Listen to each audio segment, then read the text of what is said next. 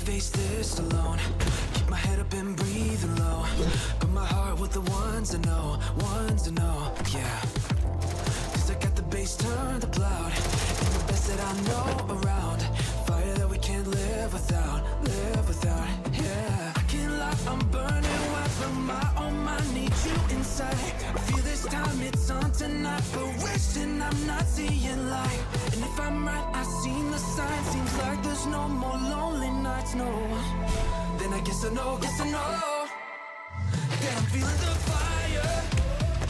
I can see nothing in our way when we're catching on fire. When we're both here taking the day, are you ready for fire? Cause it seems we're on the same flame, and I feel this heat in the space.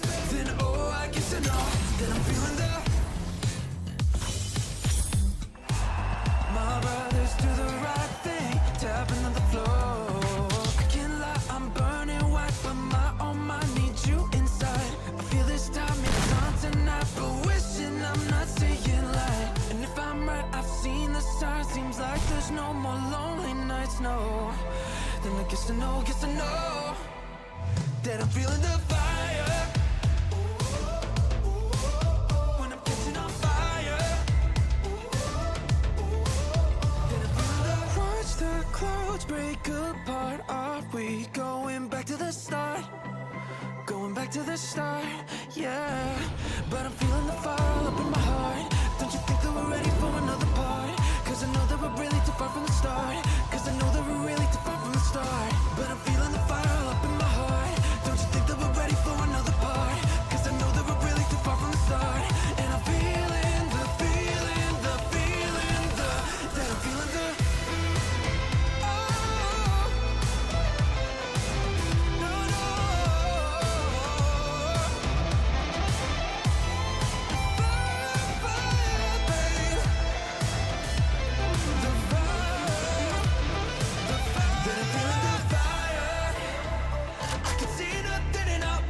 Catching on fire. When we're both here taking the day, are you ready for fire? Cause it seems we're on the same flame, and I'm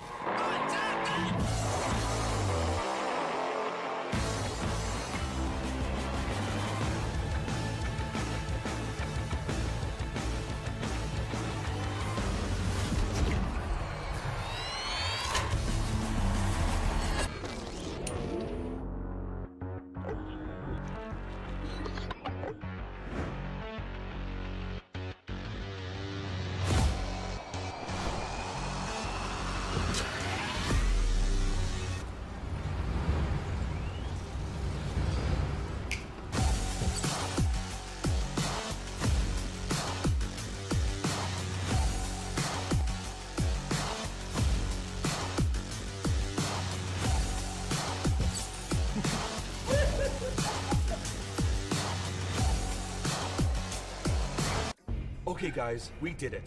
Now it's time to break into the Telosium generator room. Telosium, huh? The powerful and unstable energy we need. I must say, seems like a trap. Not just seems, definitely is. And we're going in like this? Of course. We need energy. And I'm not in the mood to recharge in an outlet.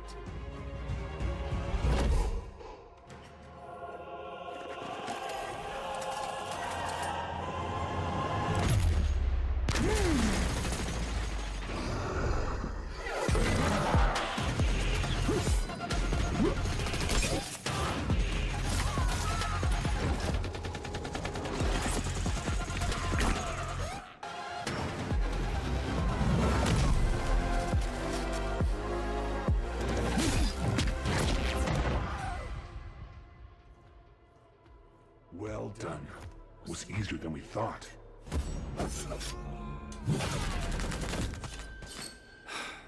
Every time you open your mouth, something bad happens. Ouch. That hurt.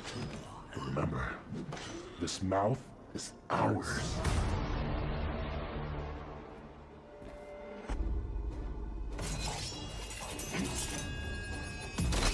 Do you know who the cowboy is? Not a clue. In any case, We agree that he deserves our best treatment, right?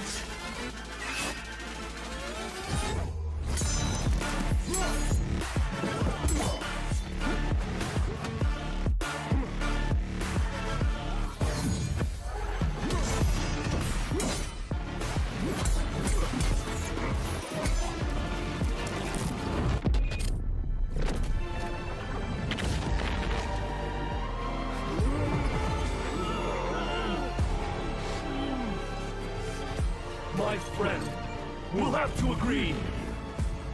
You gave us the best gift of all!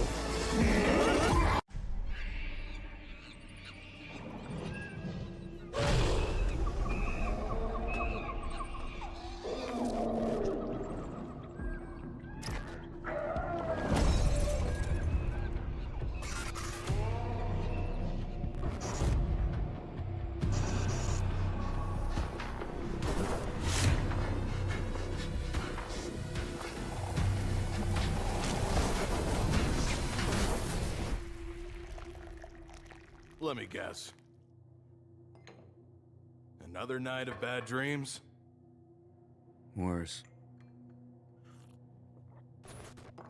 Bad memories.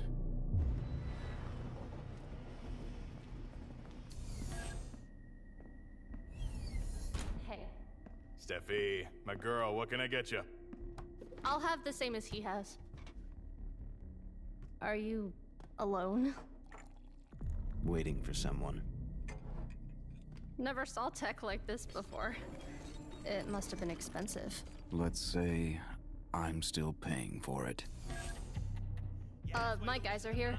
Maybe you can tell me more about it later. You're... Leave him. He isn't a Mamba anymore. What are you looking at, you freak? Chill out, Alvaro.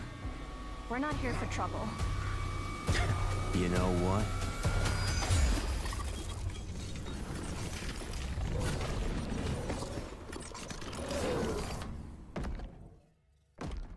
I might want some trouble.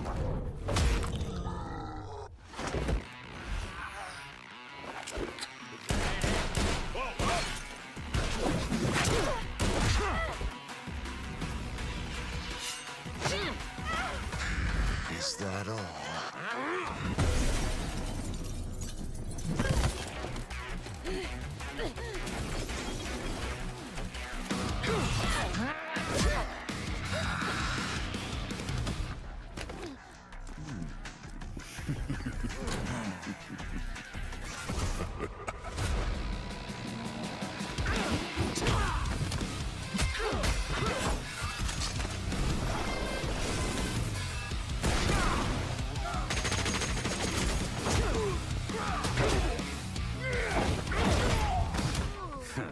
A bad penny always turns up.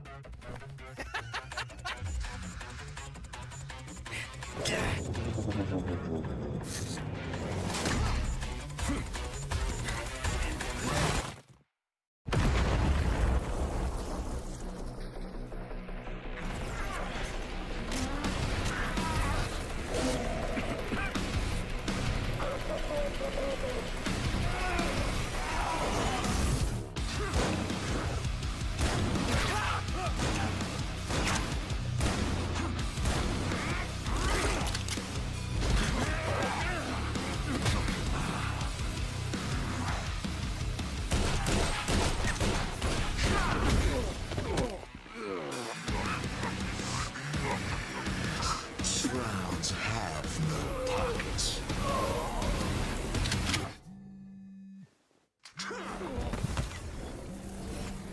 Hi, Sonia. Orion, you were supposed to go back. Leave this place right now. Sorry for the mess. Keep the change.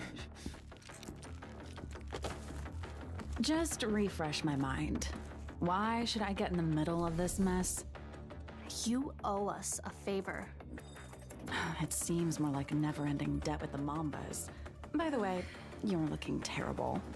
We're fine compared to the rest of the platoon. We need to know who this guy is. All right, better get started.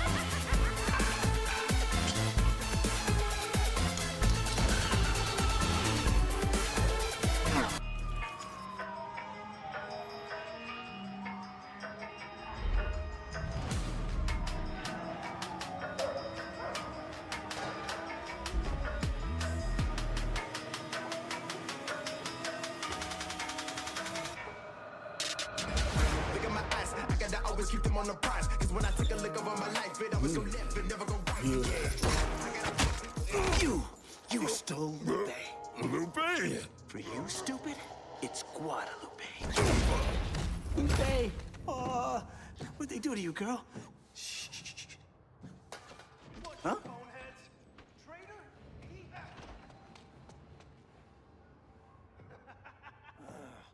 Darn right. And a traitor doesn't deserve such a pretty face. Whatever. Just shut it. Why? You're not enjoying a little tete-a-tete?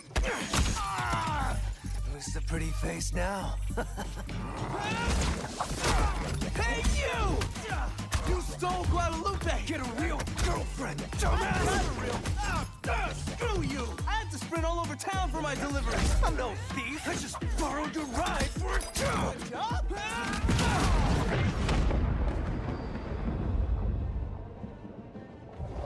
Steal this white whale van and I'll give you twice as much. Why are you here? Funny you'd ask. Sorry, miss. Someone just stole my Lupe and I had to sprint all over town. Yeah. Noodles won't get you out of the city, you know. If you want real cash, work for me. I know a loser could use some help. A loser? Come on, can't you stop wasting your life with these dirty jobs? When you stop acting like your crooked dad! He was your father too, Tatsuya. Oh, was he?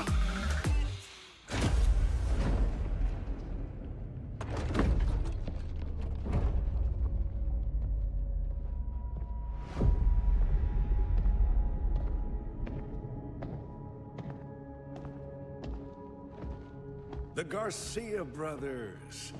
What are you doing here, kiddos? Well, my brother here was about— Shut up, man. Shiro, Tatsuya, you don't have to take your father's path. It's all here. Okay, good job. Send it to HQ. You are at a crime scene, kiddos. I'm afraid I have to detain you. No, it's my fault, Mr. Mark. My bike was stolen, so I— Couldn't you just call us, Shiro? Be smarter than that. Yeah, I'm sorry. So, we're good? Good wouldn't begin to describe the electric atmosphere here for the Prison Tower grand opening. The building will finally open its doors to the lucky ones. What? I was defending you. Great job, noodle At guy. least we're not involved in that gal's mess anymore. Explosives? Thanks, but no hey! Where's my cargo? No fireworks for you. The warder's got it. I came here through the evidence room. Nothing else than an ugly bike. Hey! Lupe is not— What are you saying? If that Moby Dick truck is not here, it's been taken. Moby Dick? Wait, you think that the whales— Have a mole here? Yep.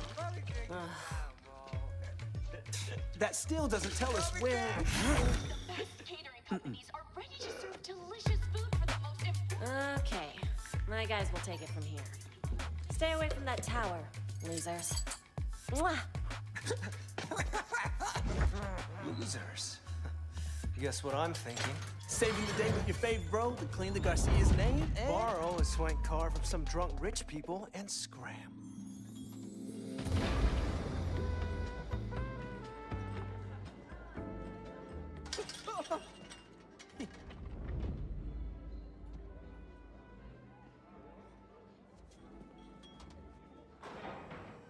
And rich people can't hold their liquor. Yeesh. Okay, let's beat it. Beat it? With all these people in the building? That is the idea. Yes. Mr. Mark, sir, it's great you're here. He's the crook, stupid. Crook? No. I'm a supplier. I bring chaos, and then I provide order. Full circle, see? We won't let you do this! Your father said the same. Keep my friends close, but my enemies close. Thought we were family, but now I see that I can't trust nobody in this world. And his name is in the whole world. My life ain't set up, but I gotta go get this money.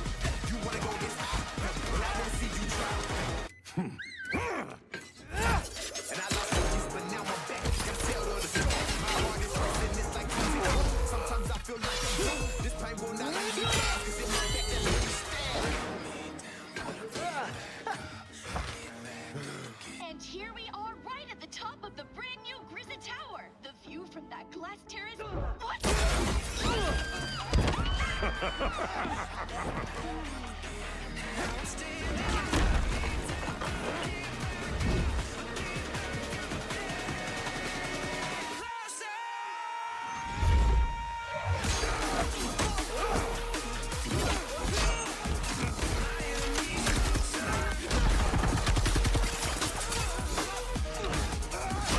I used a pocket knife just like this one on your Snoopy dad.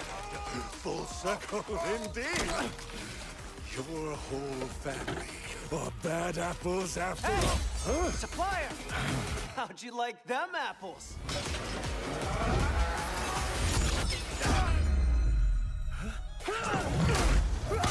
Friends close, but my enemies close.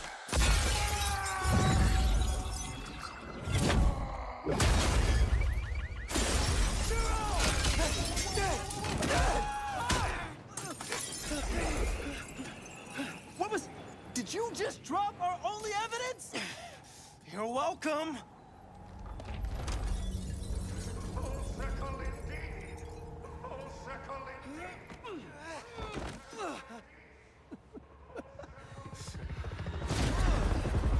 You two suck at following orders, but I guess Roses was a bit hard.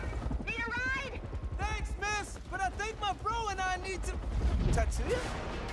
Tatsuya?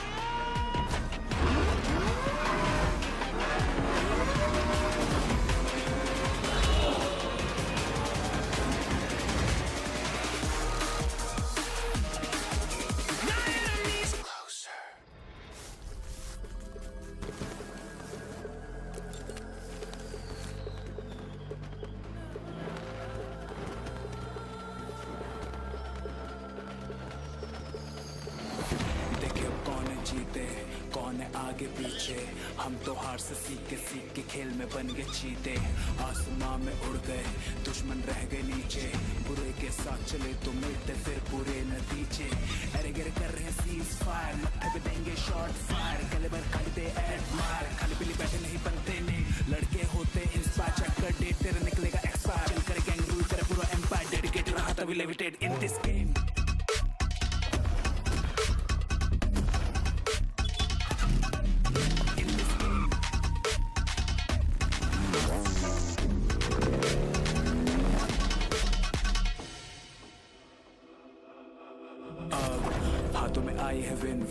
बोना भी रहे हैं दिन गिन उत्तर से लेके पश्चिम पूर्व से स्क्वाड पहुंची है दक्षिण हर जगह मचेगा शोर हमसे भिड़ेगा बचेगा कौन जोन में खड़े अलोन गैंग मेरी बहुत हार्ड ना क्लोन यहाँ हम हुए पसीने में तरबतर एनिमीज चले छुपे किधर हार की वजह है इनका डर हम तो जीत के जाएंगे अपने घर ना करो चिंता रखो सबर छोड़ी ना हमने भी कोई कसर अपनी भी अलग ही वाइब है निकला सफर में सबका है गोल खुशी हम बांटे सोल टू सोल रुक भी नहीं सकते ये लंबी दौड़ मेरे लोग साथ मेरे मुश्किल मोड़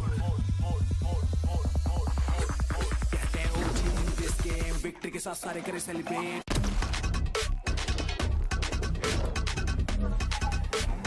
विक्ट्री के साथ सारे करे celebrate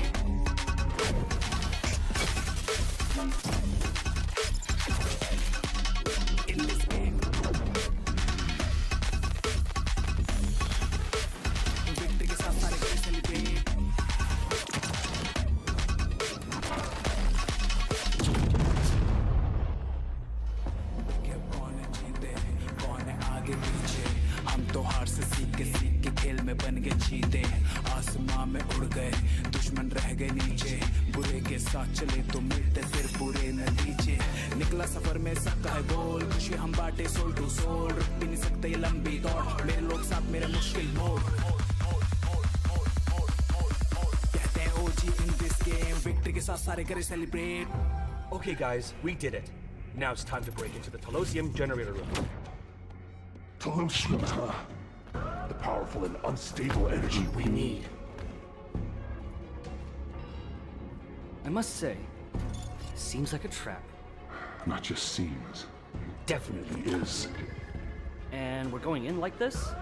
Of course. We need energy. And I'm not in the mood to recharge in an outlet.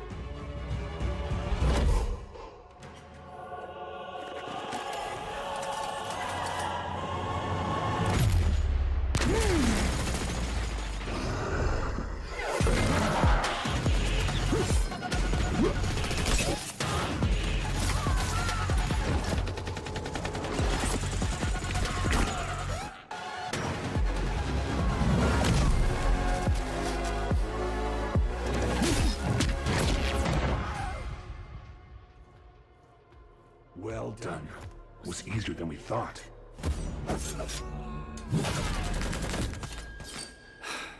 Every time you open your mouth, something bad happens.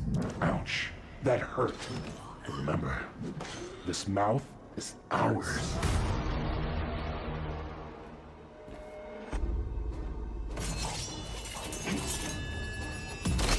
Do you know who the cowboy is? Not a clue. In any case, we agree that he deserves our best treatment, right?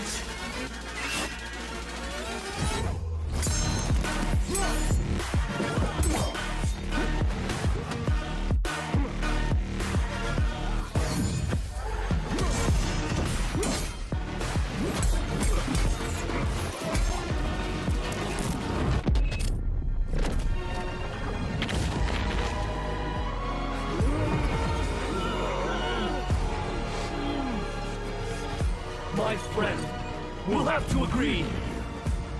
You gave us the best gift of all!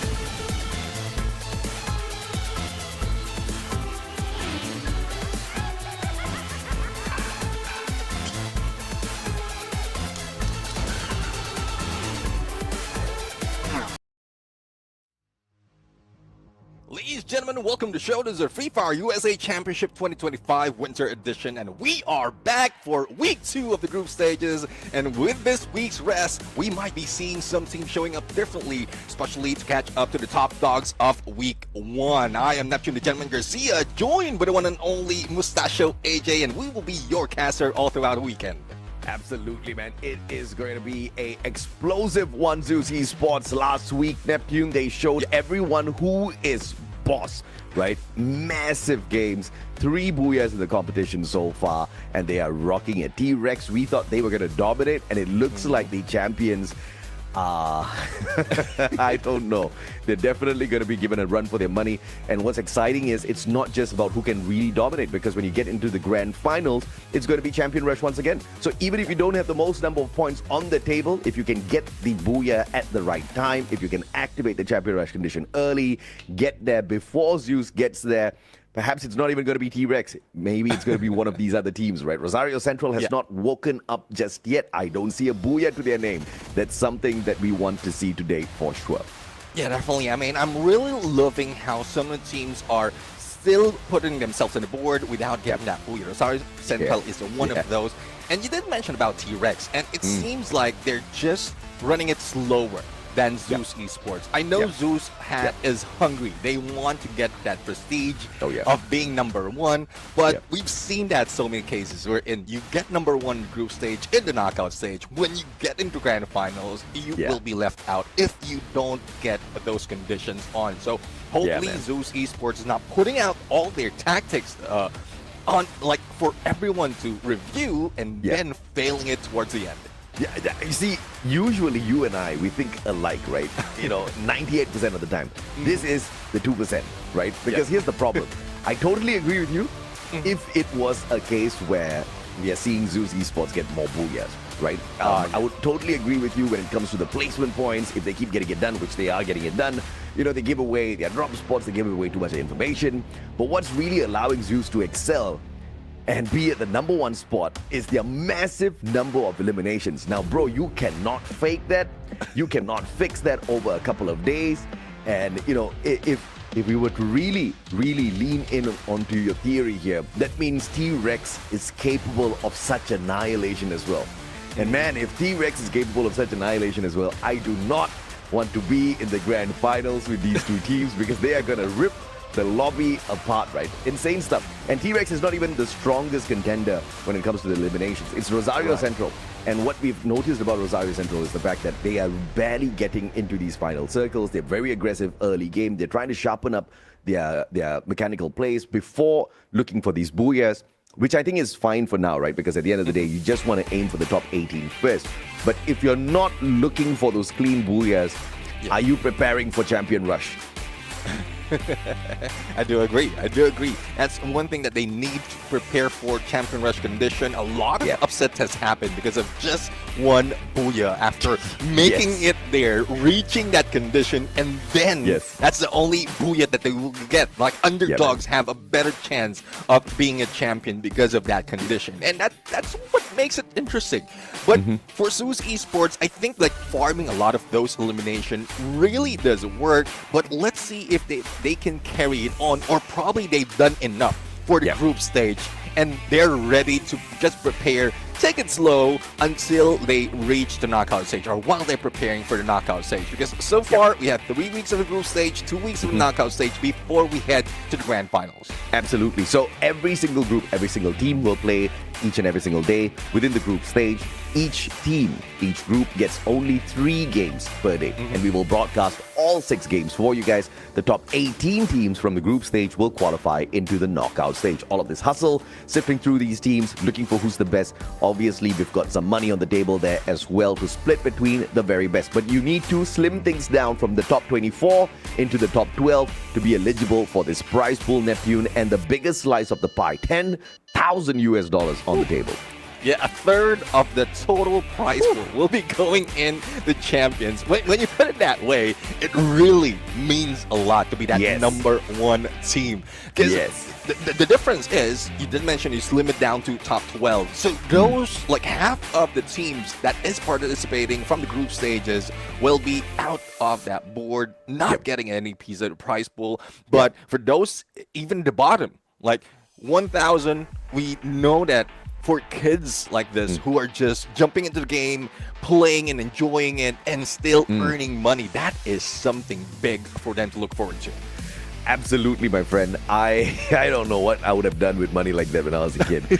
Knockout rules once again, 24 teams, groups A, B, C, and D. Every single group will be in participation throughout each and every single day. We'll have 18 games in total in the group stage, and obviously the top 12 teams will advance into the grand final. So from the knockout stage, we've got 18 teams that will be hopping on in there. It still needs to be slimmed down to the top 12. And once you get into the grand finals, Neptune, it's just a one-day bout. We've got Champion Rush in activation, and we've slimmed it down from a maximum of 10 games on the global finals into a maximum of 8 games.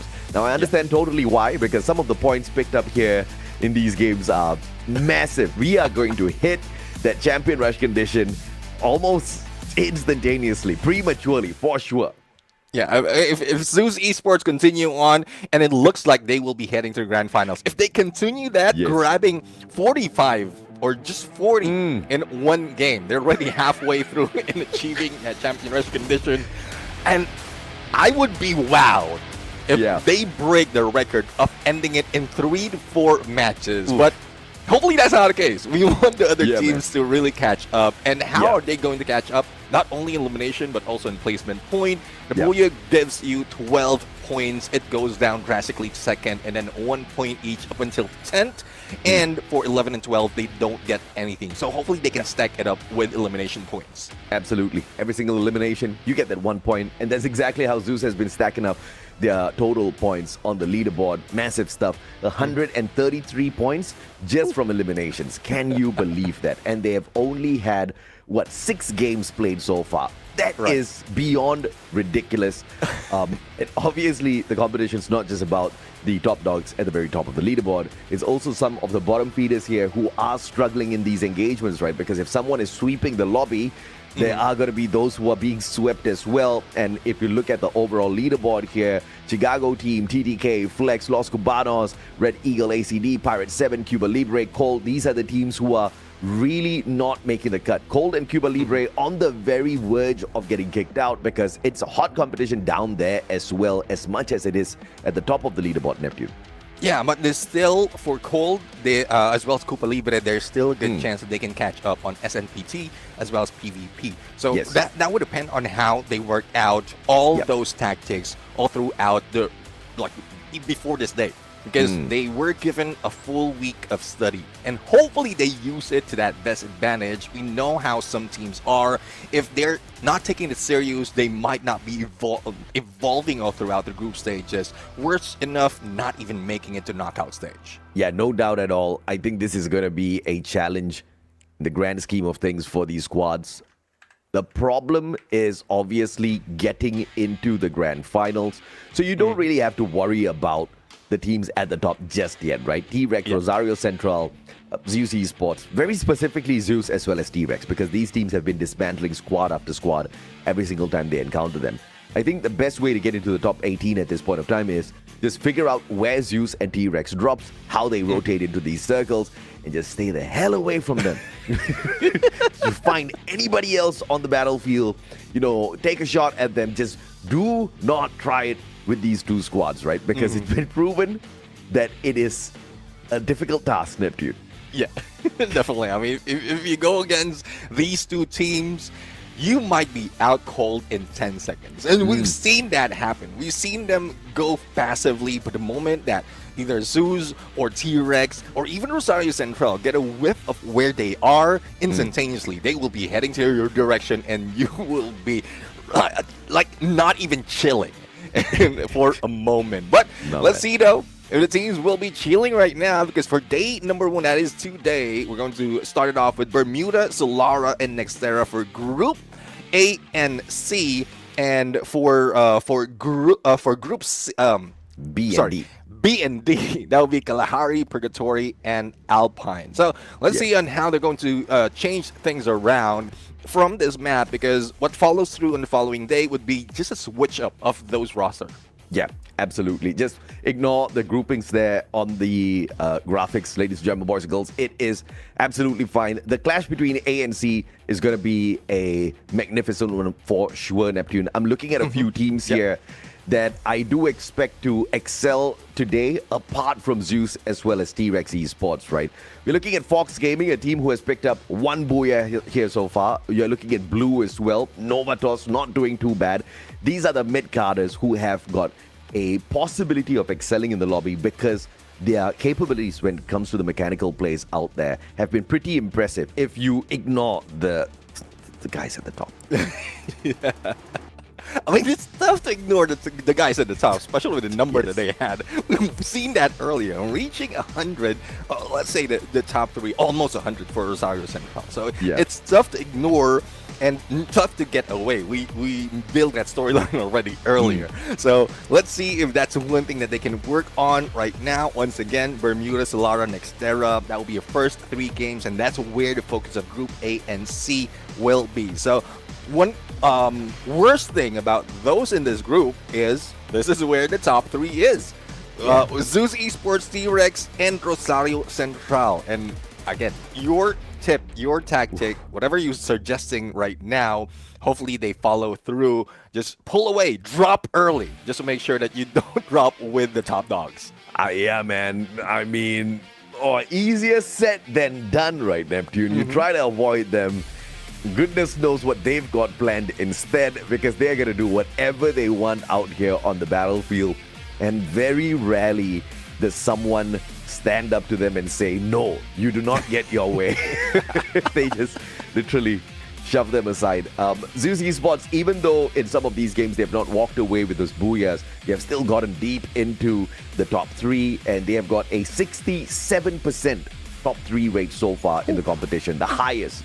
I mean, for obvious reasons, which is very impressive. But 2 other teams that do have very impressive records into getting in the top 3 is T-Rex Esports as well as Rosario Central. Played 6 games, and out of the 6, 3 times they've gotten into the top 3. So obviously, you're going to be able to avoid them up to a certain point in the game. And then after that, then you gotta hope and pray. You gotta hope and pray that they end up fighting each other first. Yeah, and one good thing that for T-Rex, if you go against them, they're beyond arm's reach. But you know how their stride is. They can catch up to you regardless of how short their arms are. But for Zeus Esports, I mean, like Lightning Zone. I think this meta, the current update right now, is gearing towards what Zeus Esports or the Myth has to offer. Yeah. Lightning Zone is in there. They're rocking everyone again, like on every map that they played in, and it's really tough to get away from Zeus Esports. SNPT, TTK, well, unfortunately for TTK, not so much of points, not even 20 points for the first 2 games, first 2 days of battle from last week. And hopefully this is the time that we see them move up, because we want to see the godly tactics that they can offer right now. We've seen that in some cases, but it doesn't last long. Yeah, man. I mean, we want to see some monstrous tactics, godly tactics. All we keep getting is pussycat tactics, right? So this is a problem that TTK needs to overcome for sure. I think they're struggling in both sides, the placement points as well as the eliminations. But again, it's fine, right? Because the whole competition, FFUSC, in its grand scheme of things, it's still in its infancy. If teams are struggling, it's a good thing. What's even more amazing is the sheer number of squads that we have got gathered in here to try to play for the top 12, right? So, unfortunately, TTK is at the bottom, but not many continue to stay at the bottom, right? I mean, if you get kicked down, it's all about how many times you stand back up and how much better you are when you make that comeback. So, TTK, last week they got kicked down. Fingers crossed today they make that comeback, because obviously it's not too late yet. We're not talking about making a comeback in the next competition. Now is still fresh, bro. Even next week they do have 3 opportunities, but that's something that they all have to remember, right? Every day you only get 3 games, and I think that's a little tough. I do agree. I mean, like first 3 games or last 3 games, that's the only chance that you have. And hopefully they can stack up the points against these teams. Now, we're looking at Group C right now. Blue, we didn't expect that much in here, because at some point, in most instances, they're a sitting duck. Yes, pun intended. Yes. But they did manage to get a booyah, even a lot of points. And that moment wherein they really moved up is what turned things around for them. Cold, not really ice cold at that point. They were frozen in their heels despite of how good their rotation is. Novatos, on the other hand, we didn't see it on day number 1, but they did dominate that lobby. Rosario Central, we know how it is. Despite of the changes in the roster, they are still rocking it, and hopefully Chicks as well as Kane will be able to lead them, because we know Kane is one of the returnees from the previous season. Yeah, absolutely, man. Novatos just a little bit more on them. Apart from that one booyah, the rest of their matches have not fared well at all when it comes to the placement points, right? They're surviving mainly through those eliminations, which is pretty shocking. And, you know, you do like to see that some teams do manage to kind of squirm away from the bottom of the leaderboard, mainly because they've got that firepower on their side. But if Novatos is trying to make some miracle work for themselves, they really have to start sharpening up their rotations, getting deeper and deeper into these circles, because that's the difference maker from the mid-card into the top 3 of your grouping.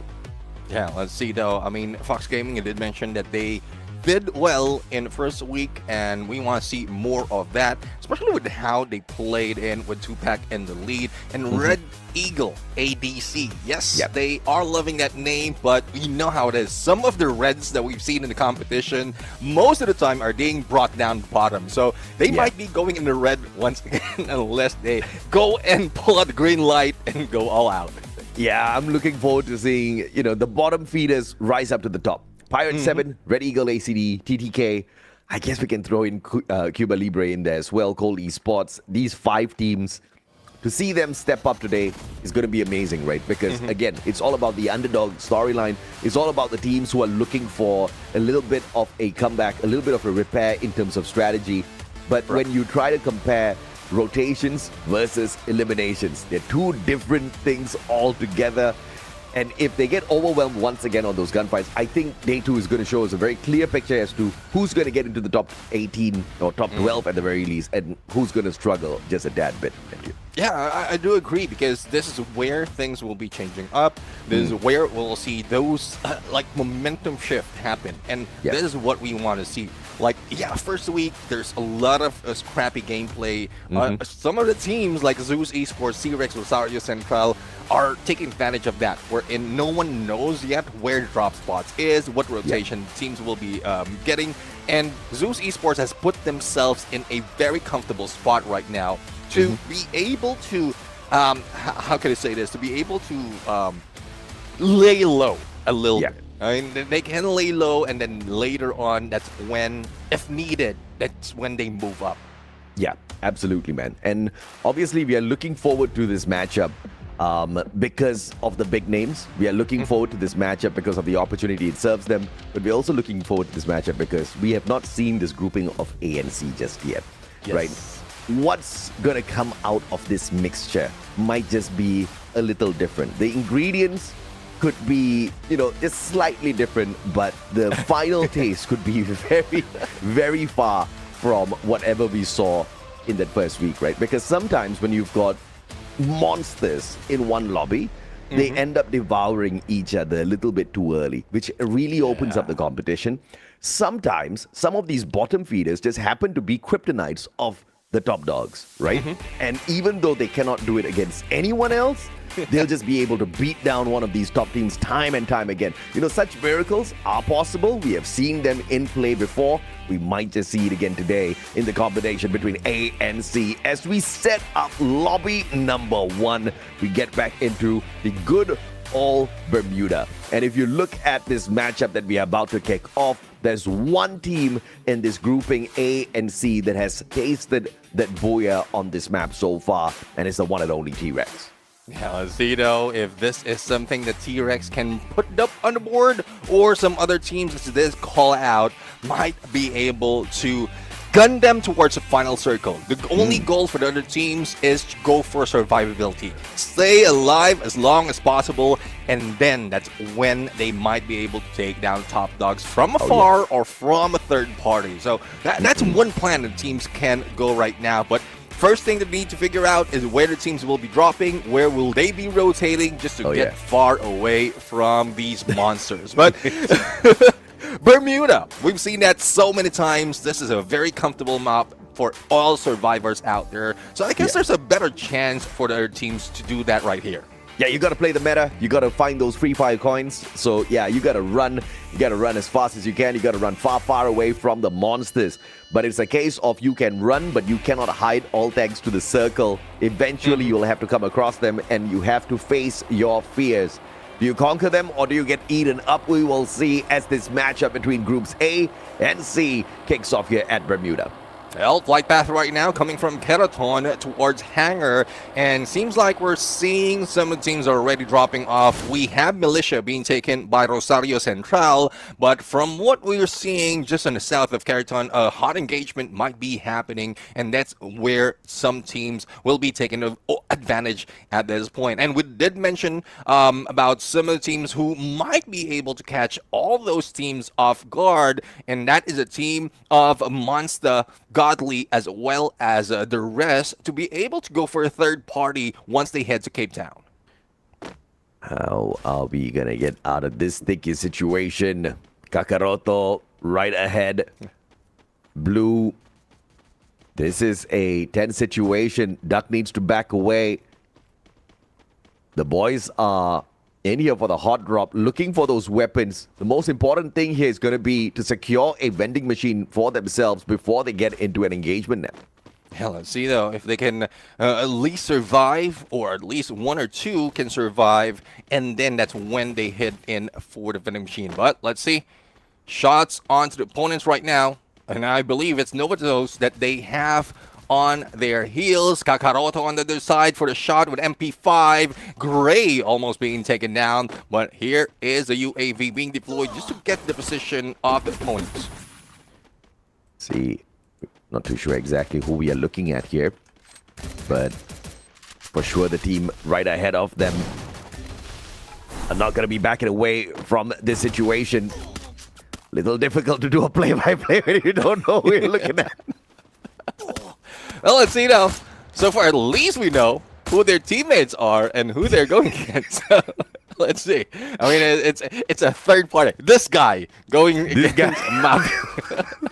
Hopefully, we'll be able to take a shot against Mabi. This guy looking to take Mabi out. This guy getting shot. This guy. It's all right. It's one way to wake us up. It's 7:23 in the morning here, ladies and gentlemen, boys and girls. So, no other thoughts. Easy for the pick in here. And Blue, although they do have the high ground, not going to be able to rip away too much from this Novathos. Trying to back away at the same time as well. Ooh. But right in front, player JK. T-Rex is here to play. Let's see. T-Rex right now. And I think T-Rex is also receiving some damage on that side. Now, as we look into this fight, Cole out. Cole Pussycat right now will try to go in for the backup, and they will need to go for the hunt against Elimination Leader. But will they be able to catch up? It seems like we're looking at Wah at this point, and he might be going Wah as he takes those shots. Wah indeed. DDK looking for the possibility of taking Cole. The Esports out in the Cole way. Pablo sustains those shots, but great blue wall erected in time. SNPT. Ooh! Just couldn't get away from that one. Beautiful rotation round. Kulata, everybody flanking around from the right-hand side. Great blue wall. SNPT recovery instantaneous. Oh no! Again. Their own glue wall turned against them, just slowing them down a tad bit. Another pickup isn't going to be too impossible. Oh, T-Rex right now. Puddin and the rest of the gang already putting some teams out cold. And let's see if they'll be able to add more to the points that they have stacked up, especially from that initial engagement. So far, there's another team that will be going against them, and I don't think they will be going lucky because T-Rex is in front of them and instantaneously Sai goes down, SVD in hand. What a takedown. Oh, this is just too beautiful. Looking for yet another. The pickup instantaneous. Lucky and squad. Can they get lucky in terms of the escape here? Flank around Lucky or a sliver of health. This guy doesn't hesitate. Opportunity could be player JK here with the snipes because they're just way too sharp. Oh man, one after the other, and they gobble them up like tiny little hungry dinosaurs. My goodness me, T-Rex, they give you no space to recover. Yeah, I mean, they felt as if they were left out. Despite of being second in the rankings, they were left out by Zeus Esports. And this is a chance to catch up on that point. I was assuming that they were just laying it low because they know that there's a better chance that they can get in onto the knockout stage. But no, it seems like the pride of T-Rex has been scarred a little bit, and now this is where they want to show up. High ground advantage now for the lethal predator in the name of T-Rex. We haven't really seen all that too much from these other squads. What's on? What's off? They do have a decent defensive spot to work around with here. And oh, jump pad, one more player, JK! Does not get the job done, but sees a couple of more prey. Kakaroto, Buscame both dropped at the same time. Novathos. They wanted to use the exact same launch pad! And player JK just says, no. Kakaroto goes in, almost getting out, but unfortunately, there's a T-Rex waiting for them. Now, let's see, though. Wulakarn is already in the ground, and Overwatch is just looking out for him, but they will be going against Rosario Central. There goes a backstab. And the Charge Buster into play, into the fire they go, but T-Rex slowly going down. My goodness. Down they go indeed. Instant revival coming on through here. T-Rex back in it.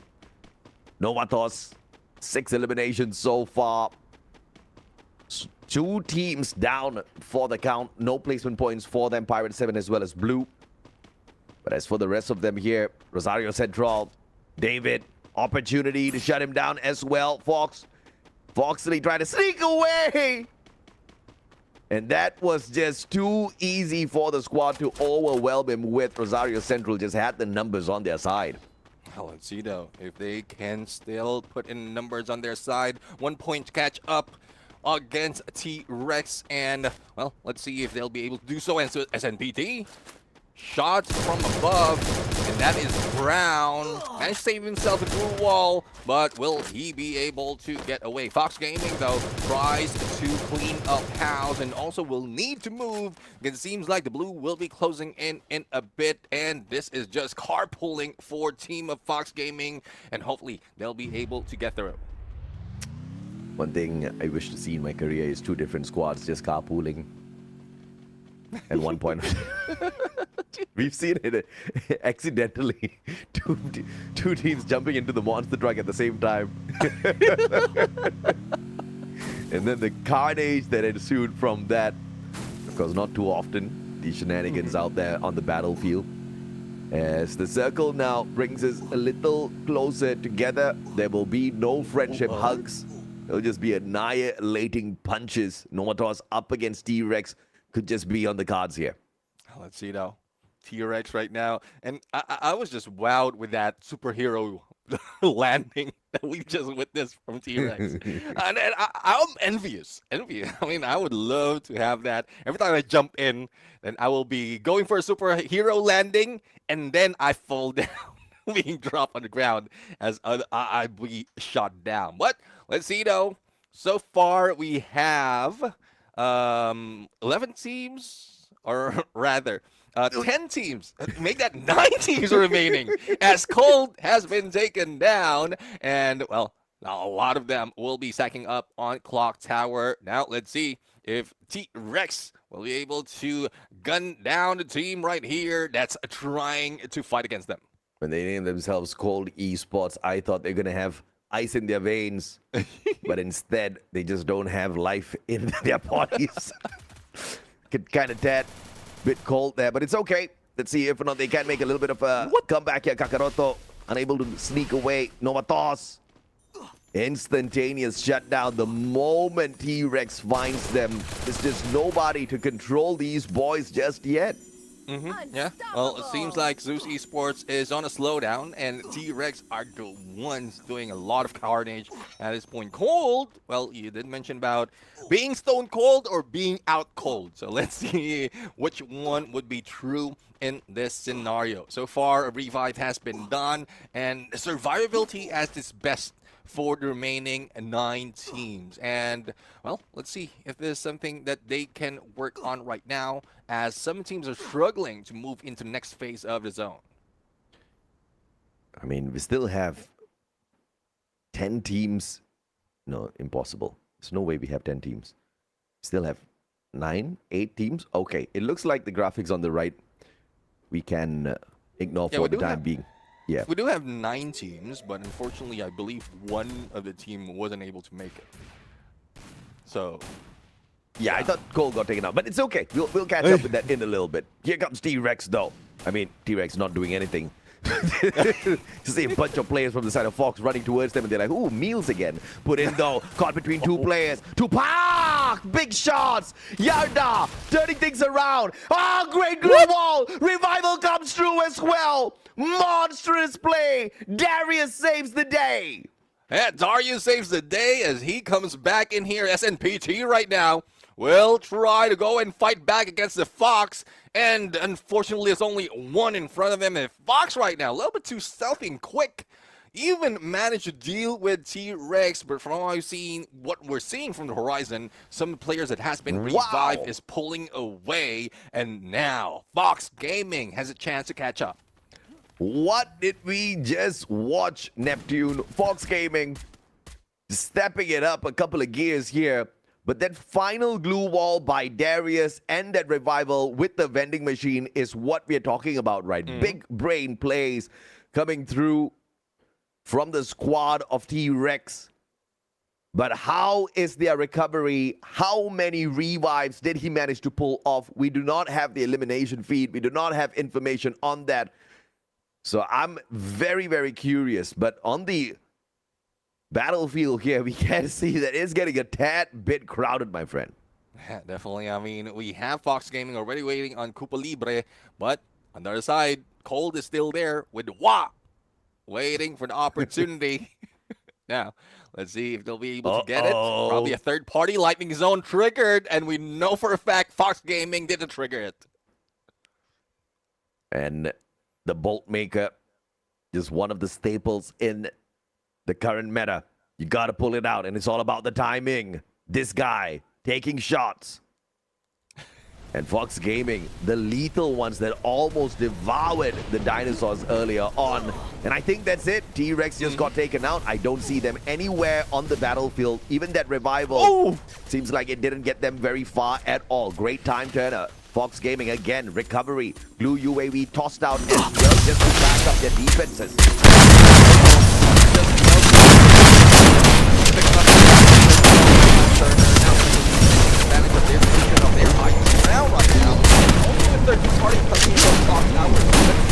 Fox Gaming will be able to at least stay still for a moment in this lower ground and then wait for that perfect opportunity to believe right now. I think it will be a slowdown for them. A phenomenal rotation for Fox Gaming. They were surrounded. 360 shots towards them. Even Quality Sports got sight of them.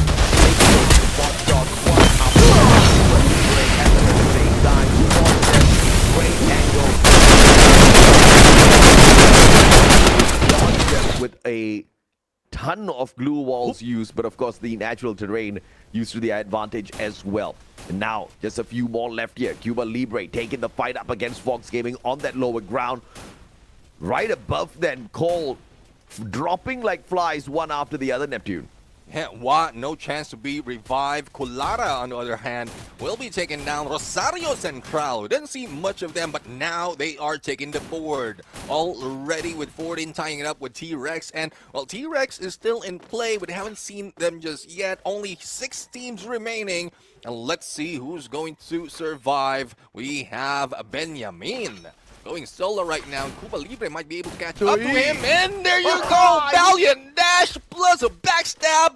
Only 3 for the back up. And it seems like this team of Cuba Libre is getting Libre eliminations. My goodness, Cuba Libre on another level at this point of time. T-Rex, Rosario Central, Cuba Libre just needs to sit this one out, but they are not pulling any stops at all. Anybody they spot, jump shots, all finding their connections. Rosario Central with a tiny little boulder down the middle to make work, but Shakes has got no defenses whatsoever. None of the players on the side of Cuba Libre putting that pressure on him, which is... yes, going to turn against them in a few seconds. If Shakes has got this angle on them, the tag onto Shakes will land. Oh no. Superman coming out, double glue walls on the landing will keep the players on the side of Rosario Central still safe. Let's see now. Rosario Central still safe. That switcheroo being done by Cuba Libre seems to be a better tactic, but no, not for Rosario Central. There goes Chicks on the ground. Azúcar being taken down onto the ground as well. A 1v2 or 2v2 situation. Nashito will not be able to make it. Now, S4L might be taken down right here. And Rosario Central for that booyah. I swear to God, I thought T-Rex was still alive and I was waiting. Like, okay, these big brain plays out of T-Rex, they're just waiting for that final moment. But no, Rosario Central managed to clean up house, pull away the booyah, and that's the way they rock it in this first game. You gotta love it, Neptune. This was the team that we mentioned did not get a single booyah last week, and they were just pending for one. We also mentioned they were great when it comes to the eliminations. They were quite unfortunate when it came to the placement points, looking not just for the booyah, but for some of these deeper circles, and they fixed all of that in just the opening game. You gotta love it.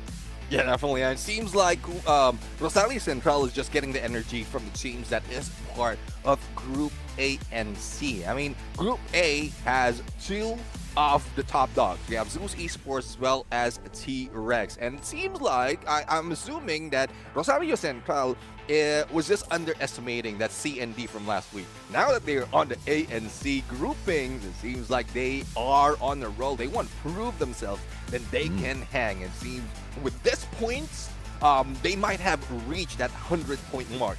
Yeah, man. I mean, at this point of time, they're not just hanging with the best. They are one of the best. You gotta appreciate Rosario Central and what they just pulled off here. in terms of positioning, in terms of capability to annihilate. But there were many fights that we were not wary of. Zeus Esports got into a little bit of an entanglement. They got eliminated too early. We didn't see the shutdown of T-Rex all that too clearly. I mean, we could have spotted it, but, you know, it was just too much of information to catch up just with the naked eye. But at the end of the day, most important thing is who brought the most to the table. FAQ, not frequently asked questions, because this man asks no questions when he bumps into you. Only annihilation awaits you. 9 eliminations, 3,800 massive damage, 5 assists in total, rocking that M590 into Tatsuya. Probably his name is Frequently Achieved Quota, because it seems like he did reach that quota. Almost, if it's 10, but 9 plus 3,800 on damage, that is a lot. M590, we've seen a lot of players, especially on Rosario Central with M590. We know how the accuracy is, and if you have 2 or 3 gunning against you, even a glue wall doesn't save you, despite of how fortified it is. Yeah, no doubt at all. And obviously, speaking of fortification, this man, Rocket the Joseph, as well as the J-Beeps, he's got that. He's got the gear recycle on Shani as well. He's all about the fortification, right? A walking tank he was in that fight. No recovery, but he didn't really need to recover much at all. These boys were playing the super meds, you know, behind those glue walls very, very well. And it's all about the timing as well as understanding which are your perfect defensive spots to find in that final circle. And they bet their lives on a tiny little boulder. They needed to watch their backs, but thankfully not for too long at all, because the circle at that point of time was just too vicious. So Rosario Central, they thought all of these minute details out before taking that final fight. And that's what makes the difference between the Booyah winner and those who just get toasted. Let's see. Hopefully those who got toasted is not crunchy enough to falter later on.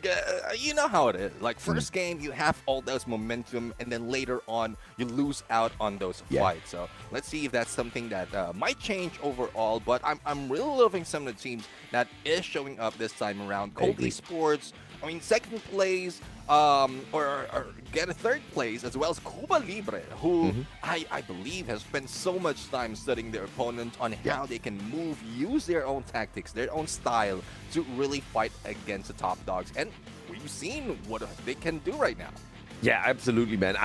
We have definitely seen what they can do, and we love what they're doing out there on the battlefield right now. There were a couple of other teams that we thought would wake up, and they did kind of show up on the screen a lot. Cuba Libre, right? This was one of the teams who were the underdogs in week 1. Barely could get all of those eliminations. Today, they were on fire, Neptune. I mean, I loved the way they were taking the approach into these matches. They were very proactive, you know, very aggressive as well. And you would have not expected from a team that was struggling in week 1 to obviously come out bursting through the gates like that. But we hope they can keep up this energy. We are going to keep up this energy as well, but only after a quick short break, and we unleash it upon all of you guys. We'll be back in a bit. Don't go anywhere.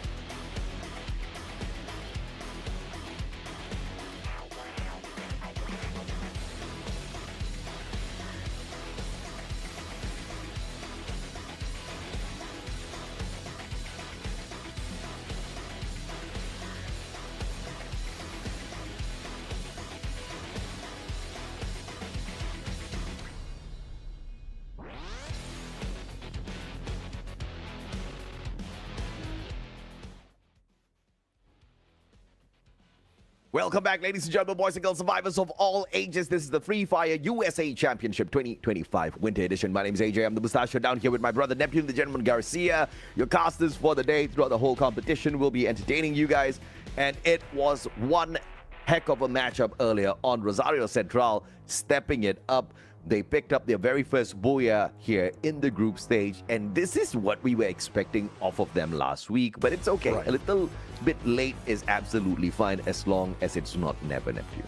Yeah, I mean, better late than never. And at this point, they really put up a lot of points. We've seen that from the early parts they were just going against every team that they see.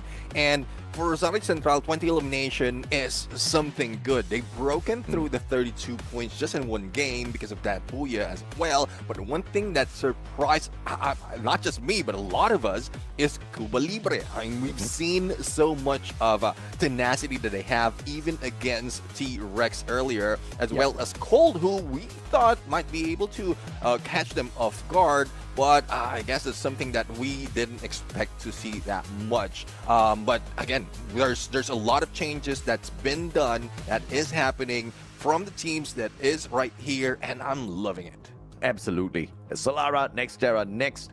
And groups A and C only have 2 more opportunities to really gear it up. This is something that we are expecting them to do right here, right now. And obviously, we did expect to see Zeus Esports step it up into high gear from the very start of the day. That didn't happen. We missed out quite a bit of the action, but they're clear of at the top of the table. They barely need to worry about anything. So this is that shock factor that they delivered on week 1 that is still sustaining their dominance right up at the top. It's going to take Rosario Central a massive 78 points just to equalize what they have right now on the leaderboard. It's going to take more than 78 points to overtake them on the number 1 spot, which is, I don't know, man. Do you think it's possible, Neptune? Well, let's see though. Let's see if it's possible. It's quite far, and I don't think Rosario Central, especially in this grouping, might be able to do it. They might be denied later on, but we'll have to see though. Solara does flip the script most instances, and if Rosario Central can do it, once again grabbing a booyah and even exceeding expectation, and expectation is around the 40-pointer from what we've seen Zeus Esports done from last week. But of course, this is a challenge in the form of rotation as well on Solara. Many teams have fallen here because they are great at Free Fire, but they have just not found dominance on this latest addition into the competitive scene just yet. A new map in the overall grand scheme of things that many teams do struggle in terms of rotation. Sometimes, all thanks to the slide rails, surprising events do take place, but we'll have to wait and see if or not we see any of that in a little bit here as the teams from groups A and C take their drops. Let's see though, as they are coming in from studio towards Windmill, and we're seeing a little bit of hot drop towards Casa Vista, and one team might be able to reach Bayside if they take on that slide rail. TTK right now, well, currently we've seen them at the bottom, and hopefully they will be able to move up, but that would depend on what rotation, as well as if they will be taking on a different squad in the early drop.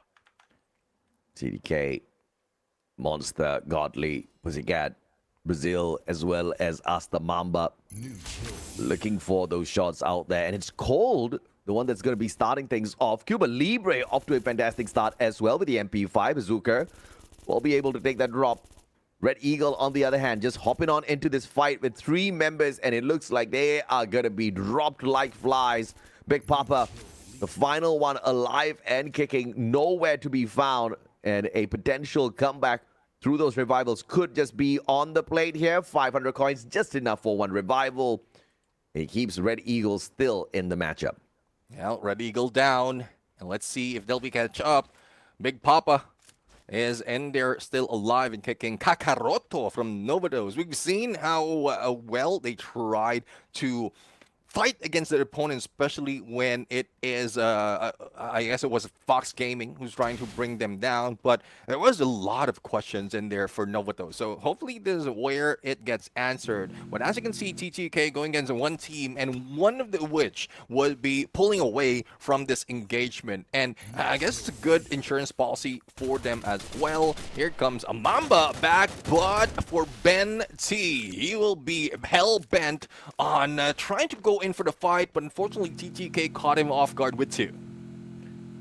TTK, this is the time for them to really step it up, and they are doing exactly that. Gold will lose a player. Cuba Libre, one of the bottom feeders that we expected to see a little bit more of in this week, are showing up strong. Putin gonna eat a deep freeze. Sent right back out. A lethal, but that's the distraction needed for Nash to flank around from the left. MP5 gets Cuba Libre their 4th point. Yeah, Cuba Libre is showing up different. I'm really loving this side of Cuba Libre, because from last week, it seems like they were slow, not even reaching that much in terms of elimination, but now they are popping off. And this is one of the teams that I'm eyeing for, especially if they get to reach the knockout stage. But as we look into some of the teams who are moving into next phase of the circle, there's only a few that has already stepped in, and Riders Club would be the guarding spot of Cuba Libre. But as we look at Zeus Esports going against Rosario Central, this might deny them a bad booyah, but Chicks goes down in there, up close and personal. Mag 7 from Was on, and let's see on how they work it out. Oh, and Zeus off to a monstrous start again, barely in the 4th minute. And barely at the 4th minute, I have to say. And Zeus already with 5 eliminations in their pocket as they make their way out of the aquarium. And this is the kind of situation you do not want. Zeus ramping up early and warming up those fingers. Now the players in a little bit of a pickle here, because as Supreme makes their way in, this is about to turn into a 3-way fight. Let's see though. So Speng already being ganged up. It's a good thing he's fighting back with the glue wall saving him. Supremo goes in for follow-up, but it's a little bit too late. And here comes the rest of Pirate 7. He might be cutting them down. You know how jolly they are? They are putting up a Jolly Roger later on if they can put out SNPT. SNPT barely surviving that encounter, but Supreme triple revival, easy peasy for him. Pirates not going to be too concerned about that at all, because as far as they're concerned, they've got extra 3 points in the bag, and this whole area, including that vending machine for themselves. Yeah, I mean, SNPD going in for a full revival once again. This is their signature move, survivability overall, and hopefully they don't lose out on cash at this point. But let's see though. We have Cold go against Fox Gaming. Right now, AC-80 in hand, might be able to spot on Tupac, but the response might be different if he will be seen by Choco. But Duck on their side, taking down Kakaroto. And, well, TTK right now. 3 elimination already. Monsegali almost taken down. That electrotherapy saves him. Ballad dash against them. And what a move. An elimination. And TTK might be taken down in a few. Yeah, absolutely. These boys rotate down out of there, but the Pirates unable to finish the job just yet. Turned on by TTK. Blue, on the other hand, bumping into the one and only Novatos. Alan Q dropping them like flies. Cold, one more player left alive and kicking. Man's got 200 coins in his pocket. But this this revival platform will give him the whole squad back. Novatos, on the other hand, looking for the revival platform as well. The final survivor just got brought back in before the reviver got taken out. Just bodies everywhere, but 12 squad. Make that 11 as Pirate 7 drop dead. Oh, Pirate 7, I've seen great potential in them, especially on those fights, but it's mostly against 1, if not 2 players. And, well, we might see a lot more from that if they can evolve. But we have evolving. Here comes T-Rex right now, who really needs to put up so much, especially after they have been taken down early. Darius Ego, though, being hit by Yaroa. with that VSK, needs to recover, put in for the save, and Yaroa already being taken down. First elimination for T-Rex, but this T-Rex is a little bit too passive. Too passive for sure, but I am not liking it at all. Look at them. They've got the loots. They've got the coins. They've got everything going their way. They're playing the meta to the T here, Neptune. Preparing for the big battles a little bit later on. Riptide Rhythm, double on that. It's going to be dropping the player from the side of Supreme. Easy pickup here. And Zeus, all thanks to Pablo on that full squad recovery, is back to their slaying ways. 7 eliminations. Trying to catch up with Rosario Central. If I'm not mistaken, it was Rosario Central that almost shut down the whole squad of Zeus earlier on off screen. And all thanks to Pablo, they're right back in it. But of course, they have to be pushed into recovery mode here for a little bit. Let's see if they can recover. So far, TTK did manage to recover.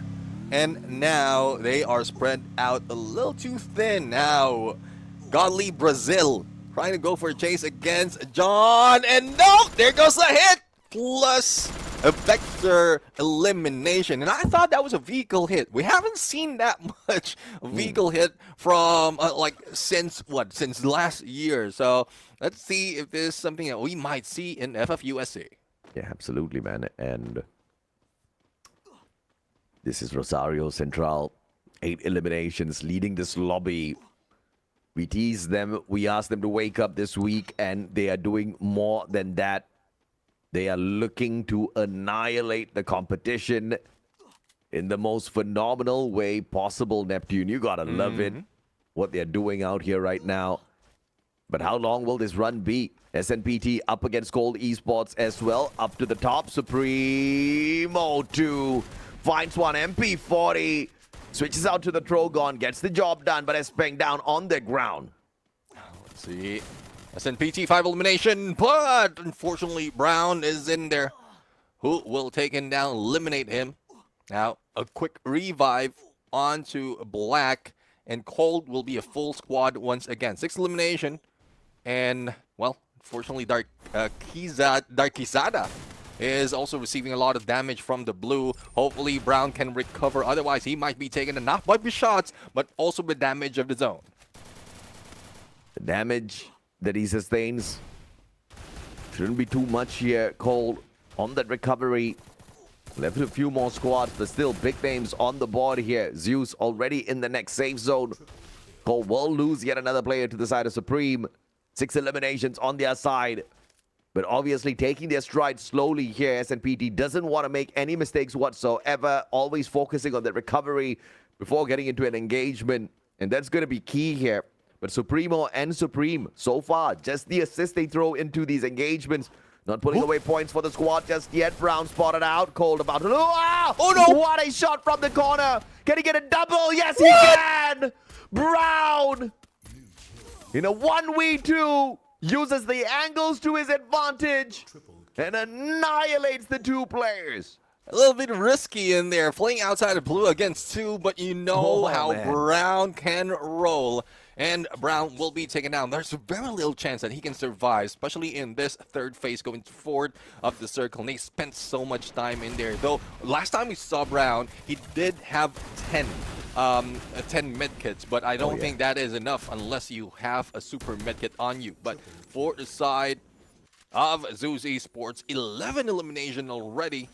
And it is David taking lead right now for the team. 11, like you say, 11 more teams, though, still alive and kicking. Oh! Rosario Central, T-Rex. The engagement started off once again earlier. Rosario Central almost put Zeus out of the equation. But now, Rosario Central hitting down on the T-Rex squad. T-Rex looking for yet another, and T-Rex takes advantage. Takes out the remaining player from the side of Fox Gaming. And it wasn't a 3-way battle, just long-range engagements between these squads as that circle forces these encounters. Yeah, Rosario Central is a team that eliminated Fox Gaming that has 3 elimination from that game. So we were expecting a lot from Fox Gaming, especially from last week, but it seems like with how teams are growing, there's a lot of challenge already for this lobby. T-Rex, 2 elimination. Good spot on the other side, but unfortunately, we're seeing one more team going down, and there will be a lot more as everyone else will be pushed into against each other. Cuba Libre was about to backstab T-Rex, but Cold Esports stops them cold in their tracks, engaging with them, getting away these eliminations as well. Nash down on the ground as Shito could not get away in time. Oh, no. As Duck gets the long shot off of the M82B, and Cold annihilates Cuba Libre. Cuba Libre, despite of them showing up from previous map, seems like Solara is not their play. Through elimination for T-Rex already, Darius goes down, and a pickup needs to be done. Healing gun to make it easier, and Puddin saves the team. Now, will he be able to recover in time? No! There goes the shots on Gray, but Gray also eliminated Darius, and Blue will be taken down with a God Nade coming from Darius' ego. Hey, perfectly done here by Blue. T-Rex just turning around, hearing those gunshots, and not keeping any bit of opportunity left on the table here for the opponents. They wipe them out so that they don't need to worry about their backs as they make it into the next circle. Rosario Central, on the other hand, bumping into Zeus once again. Earlier on, they almost finished the job. Perhaps this time they get it done right. Kulata back it away. David barricades himself in here behind those glue walls. Time Turner pulled out as well. David trying to make it all on his own. Gets a double. Pulls out the Winchester.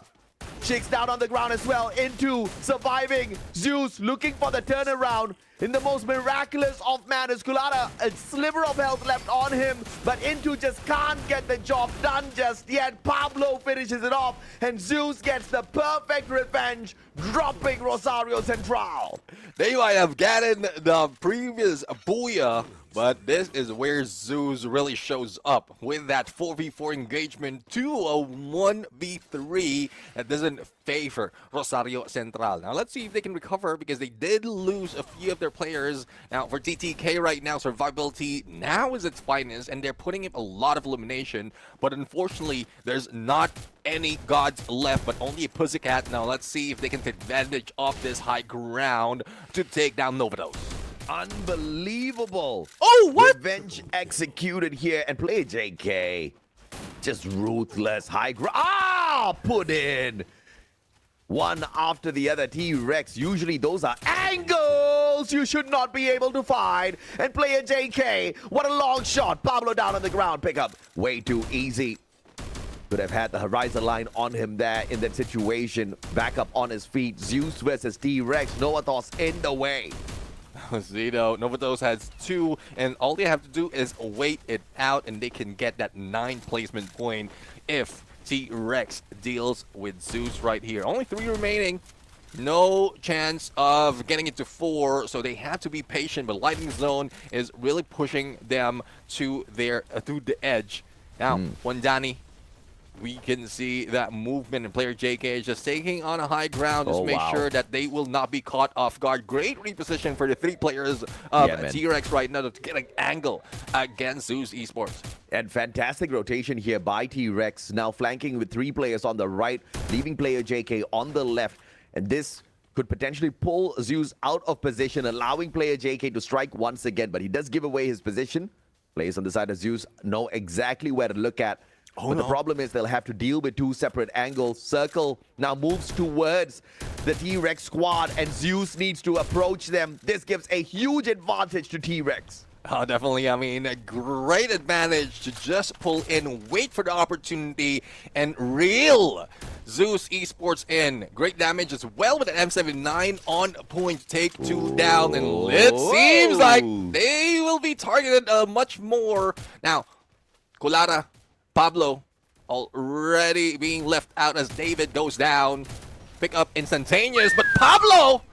A rain of fire coming from T-Rex right now. My God. It seems like it is Zeus Esports who will be extinct at this point. Yeah, I mean, T-Rex is playing this one too well. Kulata spotted out. Player JK, super sharp again. He got the knock on to Pablo and managed to eliminate him this time round. David 444 Knocks down Bolakarn, but pickup not impossible at all. Instantaneous, as a matter of fact. Player JK strikes yet again. Time Turner pulled out, but prematurely could not get to his buddy. And Kulata will not be picked up. David 444 drops the ball. Mabi finally shows up. Novatos drop. Again, it is Bolakarn with the Winchester. Danny left all alone on the side of Novatos.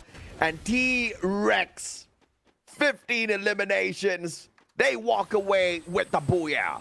They grabbed the booyah, and it was not an easy one. They were struggling as Zeus Esports, so you can see how survivability is at its best from that moment. But the T-Rex, the Kings, will not be out just yet. They are defending their crown, and they are back in play. To what extent, we'll have to see, though, and if they can push it even further, probably beat what Zeus Esports has done for last week. I mean, this is exactly what we talked about. Problem is, T-Rex is one of the front runners here as well, alongside teams like Rosario Central as well as UC Esports. They keep making it into these final circles. Yes, we do see the rise of some of these other squads as well. We saw a little bit more from Blue, Fox Gaming, SNPT, and thankfully we did see the rise up of Cuba Libre as well, but they just could not continue the run deeper into these circles. These monsters awaited them. Novatos, I thought they played their timing perfectly, right? They had a great position as well. The circle was on their side. Even when the circle started to move away, all it did was pressure Zeus as well as the T-Rex squad into engagements. Mabi got a fantastic shot off of Darius, but that gave him away. And obviously, Novatos did not survive long after that. Bolakarn turned around, Winchester to the chest, Mabi goes down. Danny caught all alone on the outside, too far to pick up his buddy, too little on his side to play that recovery. And player JK brought it to a fantastic again. Yeah, I mean, if Novatos just didn't spread out, they might have survived that. A pickup can be instantaneously and then just slowly eat up against the HP of T-Rex, and they can add more to their numbers. But, well, it is what it is right now. And so far with this, we end 2 games already. Our MVP, none other than the sniper of the T-Rex squad, player JK. Well, that's Kyler, Maro, Suzy, and Moko. Wearing that AWM, 7 elimination, 5,017 in damage, and 4 headshots, plus 3 assists. Player JK does not know how to joke around. This man is super serious when he lands on that battlefield, and it showed in his gameplay. Snipe after snipe. The sniper from the side of Zeus Esports, Pablo, could barely do anything up against player JK time and time again, and player JK just knew exactly who to shut down first, man. He looked at the positions that these players were holding on the side of Zeus, and he was like, yeah, that's definitely the flanking sniper. We got to shut him down first. And time again, he just managed to nail those shots. Obviously, Pablo managed to recover on his own first, but it was just a matter of time before they made their way back in there. Rosario Central this time does not get the booyah. They don't get deep enough into the circle. But of course, the teams at the top slowly but surely putting such a phenomenal distance between themselves as well as the bottom of the leaderboard. Yeah, well, let's see though if they can continue this on. And again, despite the survivability, it seems like there's still a lot more that Rosario Central needs to do to fight and to duke it out against a T-Rex. But, well, they're showing up. They're slowly showing up, and we want more of that. But T-Rex, well, they don't want to be left out. They want to grab as much as possible, probably catch up to what Zeus Esports has done. And, well, slowly they're doing it, even taking them down earlier before the final circle. So it is interesting as to how Rosario Central is just doing a little bit better than T-Rex, although they have less booyahs than T-Rex Esports. T-Rex currently has got 2 to their name. Rosario just picked up their first one in Game 1 that you guys just witnessed on Bermuda earlier on.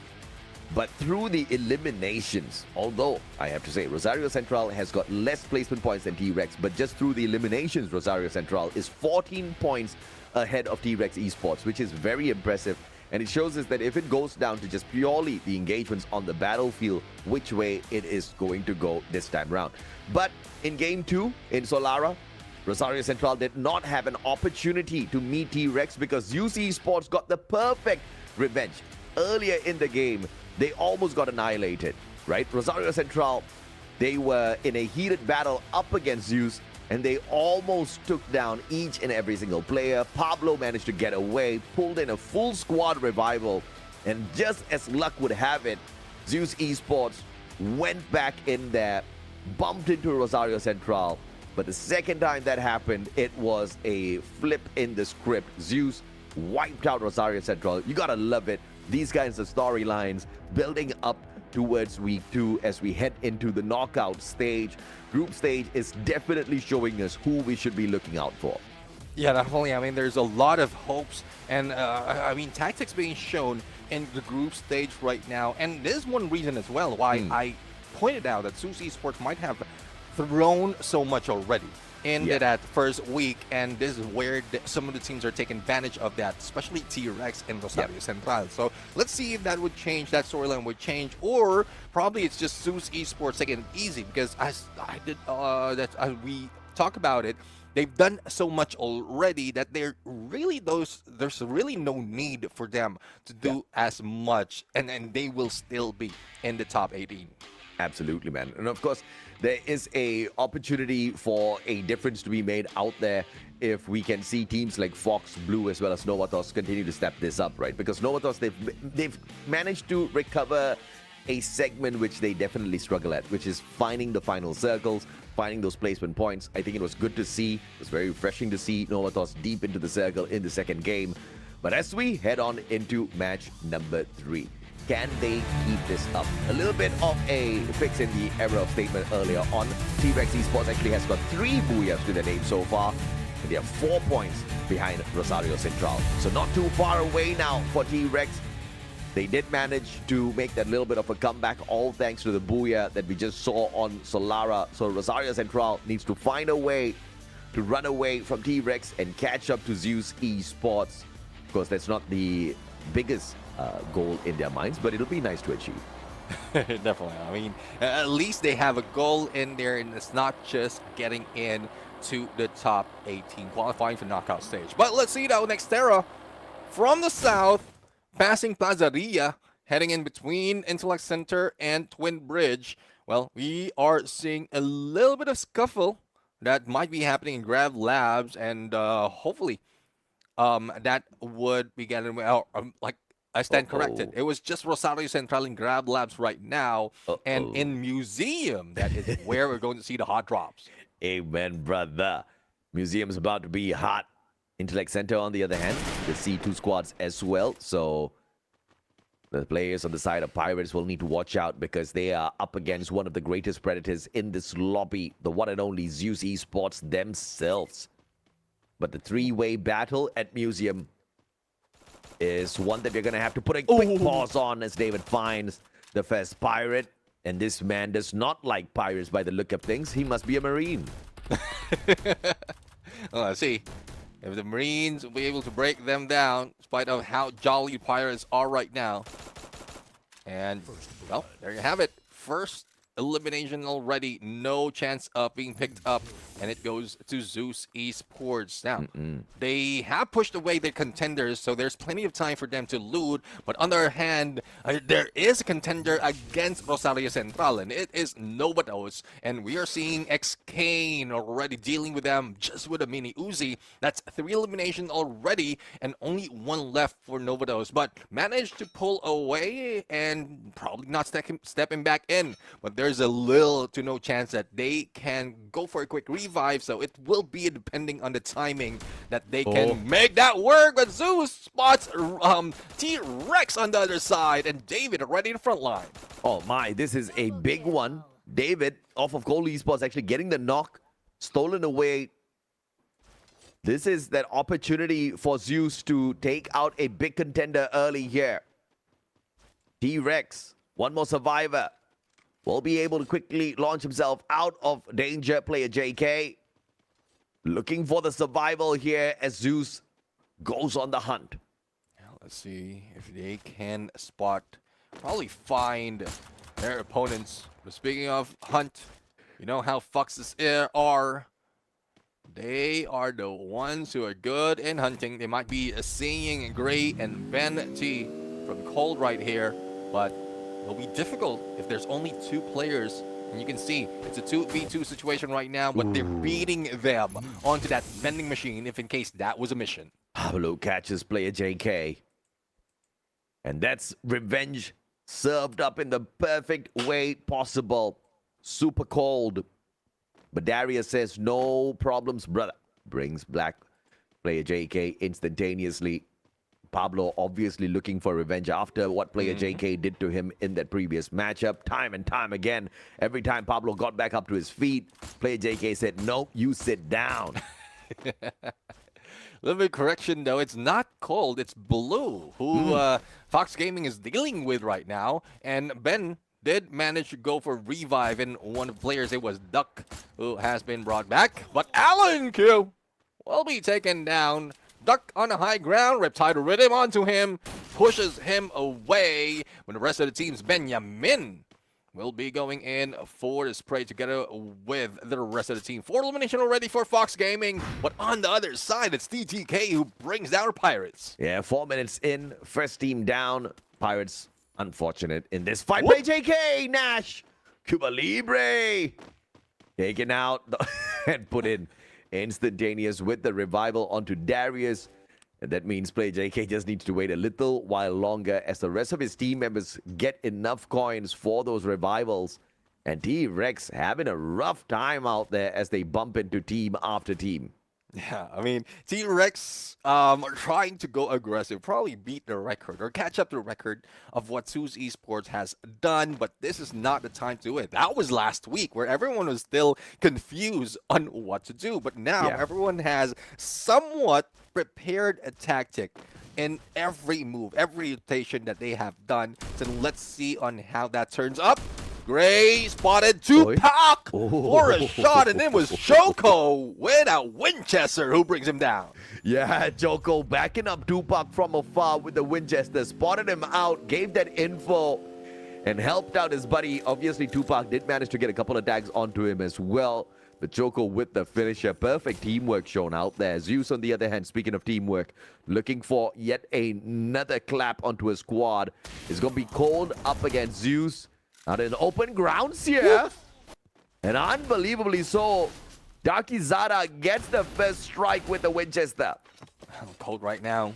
Might be out cold. Darky Zara receiving a lot of damage. Also, will be hit with A124 as well. Wazon was taken down. And for T-Rex side, they need to recover. But who's chasing them? It is SNPT. Now, yeah, player JK, who was the last one that got revived, now needs to deal with 2 players from SNPT. Not so much. Checking the corners. Perfect timing. Glue wall goes on for a heal UAV. But VSK up close and personal against 4. Not a good way to go. Nah, he's going to get caught out. The M590 in a range like that will not disappoint. Supremo gets the job done, and T-Rex is out. The mission is gone for the moment, and it is because of SNPT. And I'm loving that SNPT is being aggressive. They're not just going with that survivability anymore. Now, let's see on what else follows here. It's Novatos who might be gatekeeping SNPT, especially with the gunshots that they've heard. But there's only 3 players right here, and Supreme has yet to join the group. Slow and steady sometimes definitely wins the race. But SNPT needs to step it up. Still 10 more squads left in here. They can't afford a mistake. And at this point of time, a little too far away from each other, especially because of that revive. Siren Central, on the other hand, bumping into yet another squad. If I'm not mistaken, that's Cuba Libre. A little blurry on my screen. But Big Papa showing up strong. Oh, Big Papa takes down our previous MVP. Let's see if they'll be able to do it once again. Arsenal, though, is blocking their way as well as saving Rosario Central for the moment. But from far behind, it is Novatos that might help this team of Red Eagles to take them down. Zero elimination, no confirmation on that knockdown, but still, Red Eagle will try to pay back, especially as they were the first team, if I'm not mistaken, to be taken down earlier. So it looks like PC has reconnected. Had some LAN issues there. So, and Red Eagles back in here as a full squad. As the Mamba brings back Brazil as well as Godly. Fox Gaming. Ooh. Yaroa up close and personal. Tupac makes that one look way too easy. 8 elimination already. And still slowly might be able to find one. Now let's see. Earlier we've seen the PC crash, and that's one thing that we hate happening. Let's see, he'll be able to come back. Now Alan Q being taken down. And there goes the confirmation. Ziaroa, who made that elimination. As we move into Farmtopia, SNPT is already moving in, dropping in against Blue. Now let's see if they'll be able to spot them. SNPT, you know how they survive. You know how they rotate. And they're even beating some of the teams in there in survivability, in placement point. But for Cuba Libre, they're up for blood right now. And the target would be Novatos. But unfortunately, it's Reyes who goes down against Pablo. Cuba Libre, one down already. Opportunity, no matter what was that move? See, I don't think he knew his opponent was there, and Nashito all alone now. I cannot believe Cuba Libre. What did you do? Nova Thoughts turns things around. All 4 players up on their feet. I expected Cuba Libre to walk in there and walk out the winners of that engagement, but Nova Thoughts just surviving the onslaught. Yeah, I mean, it's just unfortunate. There's a lot of hopes from Cuba Libre, but we've seen Novatos slowly creeping into them. So those shots just pulled Novatos in, and that was an advantage that Novatos is willing to take. For TTK now, well, at least they're making it slowly. Let's see if they'll be able to survive SNPT right now. Another team who is winning the survivability race, but unfortunately, Brazil already down. It's left to Godly right now, and there's no chance for a pickup. He goes in, but 3 against him. That is not looking good. Not good at all. Cold now. Looking as cold as ice. And TTK could barely find the K in their place. SNPT drops 1 player, but the pickup instantaneous. Looking at Zeus. Dead in the eyes as they make this rotation. This is going to be a tough fight for them. And Zeus Esports is in a prime location with the opportunity to reach both Cold as well as SNPT with their shots. Oh, Riptide Rhythm. But the time turner saves one Donnie. Great move in there. And I would say, I mean, it's a great move to survive, but it's a little bit of a wasted effort. Because in a bit, we're going to see the third going to the 4th pace of the circle. And if some of the teams will be pushed in there, Zeus Esports might taking advantage of their position to probably take down a few more of Cold. But SNPT will be right behind him. And Novatos right now, still in the crosshairs of the top team. Rosario Central up against Novatos. They have to take this fight in order to get into the next circle. But even then, how are they going to get away from the snipes of Zeus? A beautiful Valiant dash breaks down the defenses, and Kakaroto finds Intufes. 1 Danny put down. Kakaroto turns things around still by making sure he confirms that elimination. Skame, unable to get that window shot, will lose his life instead as Shakes gets taken down by Wason. Zeus getting involved in this engagement. Rosario Central forced to play game of survival. Buscame goes in Rosario Central. All thanks to Zeus, gets annihilated. Novatos survives that. Yeah, I mean, I'm quite amazed in how Buscame Naro, in spite of being shot, though, he received a lot of damage in there, but still up comparing to Rosario Central. But, well, it's just the help of Zeus Esports that really made that work. Now, for Blue, 8 elimination already.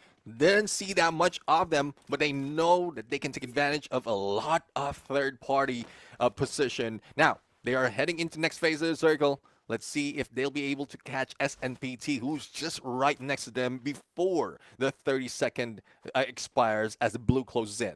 Ben from Blue, one of the few players that actually walks in to BR with the enhanced hammer. And I'm starting to see exactly why their shots are connecting with a little bit more furiosity this time round, but they're not really playing on the meta. Zeus, on the other hand, 17 eliminations strong, looking to shut down Supreme or Blue. They'll take anything that comes their way. They'll sneak away a couple of extra points if they can, but it is just Blue versus Supreme squad of SNPT. Pulling away knock after knock. Supremo drop, but Espeng with the instantaneous revive. Make that on the triple as Blue gets eliminated. I don't know how SNPT pulled that off. Bro, SNPT is quite rich. Every time their team goes down, they're always an instant revive. So let's see. I would love to see that once again. Each player, see on what they are wearing. I'm pretty sure one of them will have a Susie, but it's not just survivability. They can put up a play. They can go for engagement. And they have an 8 elimination already. My goodness me. SNPT, 8 eliminations like you say. Looking for more. Zeus still alive and kicking though. Hard on the revival. Mabi finds Supreme. Novatos being attacked from the back, but they will still manage to block away all of those shots from the side of Fox with those glue walls as they focus fire. Looking for those eliminations. Zeus drops by. Pablo was on up top. Kakaroto needs to make some magic happen here for himself. Kakaroto! After Pablo has been taken down, David follows through, but the pickup has been done already. Now, Nova Toes. Let's see if they will be the supernova in this game. It's only Wason that they need to deal with before they go for a rush. But for everyone else within the vicinity, seems like they are falling down. Even SNPT cannot do anything against this heck of a team with 12 elimination already. My goodness. Novatos really stepping it up this time around. Wason still is going to be a pain in the necks though. With the Winchester up top on the bridge. Great vantage point for him, and he uses that vantage point to find Espeng. Down on the ground, takes him out. SNPT have got 3 more members left on their side as Cold Esports gets taken out in 5th. Yeah, 4 teams remaining, and Novatos is still part of it, though they've lost on Danny. See if they'll be able to add more. And we know how Mabi is. He can position himself, but hopefully he doesn't overextend similar to what we've seen earlier. And Suzy Sports will be taken down by Novatos thanks to Kakaroto, who's almost in his 10th elimination already. My goodness. Skabeberu, level 3 on the Winchester, looking for Supremo. Choco runs past him. Caught out by Kakaroto, and that is the 10th elimination. Mabi and Kakaroto just setting up the perfect firing squad. SNPT getting into the final circle, but Novatos walks away with a massive booyah to their name. Oh, definitely. I mean, Novatos already grabbing their 2nd booyah, and that is with a combined effort of the team, but most of it coming from Kakaroto. And you know how it is. If you can charge up like that, there's a lot more that Novatos can bring. And they're a little bit too late, though, on being in time for November 4. It seems like they're still in time to get into the group stage. No doubt at all. Novatos, one of the teams that are sitting on the mid-card looking for the confirmation to be in the top 18. I think if they can keep this up, obviously, that is where they are going to be by the end of this run for sure. Brilliant plays. So far, we've only seen a booyah from them on Alpine. And obviously, this was that opportunity for them to rip one away, which they did like champions. This is game number 3 once again, ladies and gentlemen, boys and girls. Happened on Nexterra. And Novatos stepped it up. The big boys, on the other hand, they got pretty far into the circle, but it's good to see them not walking away with a booyah because I don't want to see a one-sided competition, man. It's good to see some of these mid-carders wake up. Yeah, let's see. I'm really loving that Novatos is in here. They already showed up from last week, but then they faltered towards the remaining games. Now, for SNPT, they played for survivability right now, and towards the 2nd place, they still managed to do so. And it's not just a weak survival.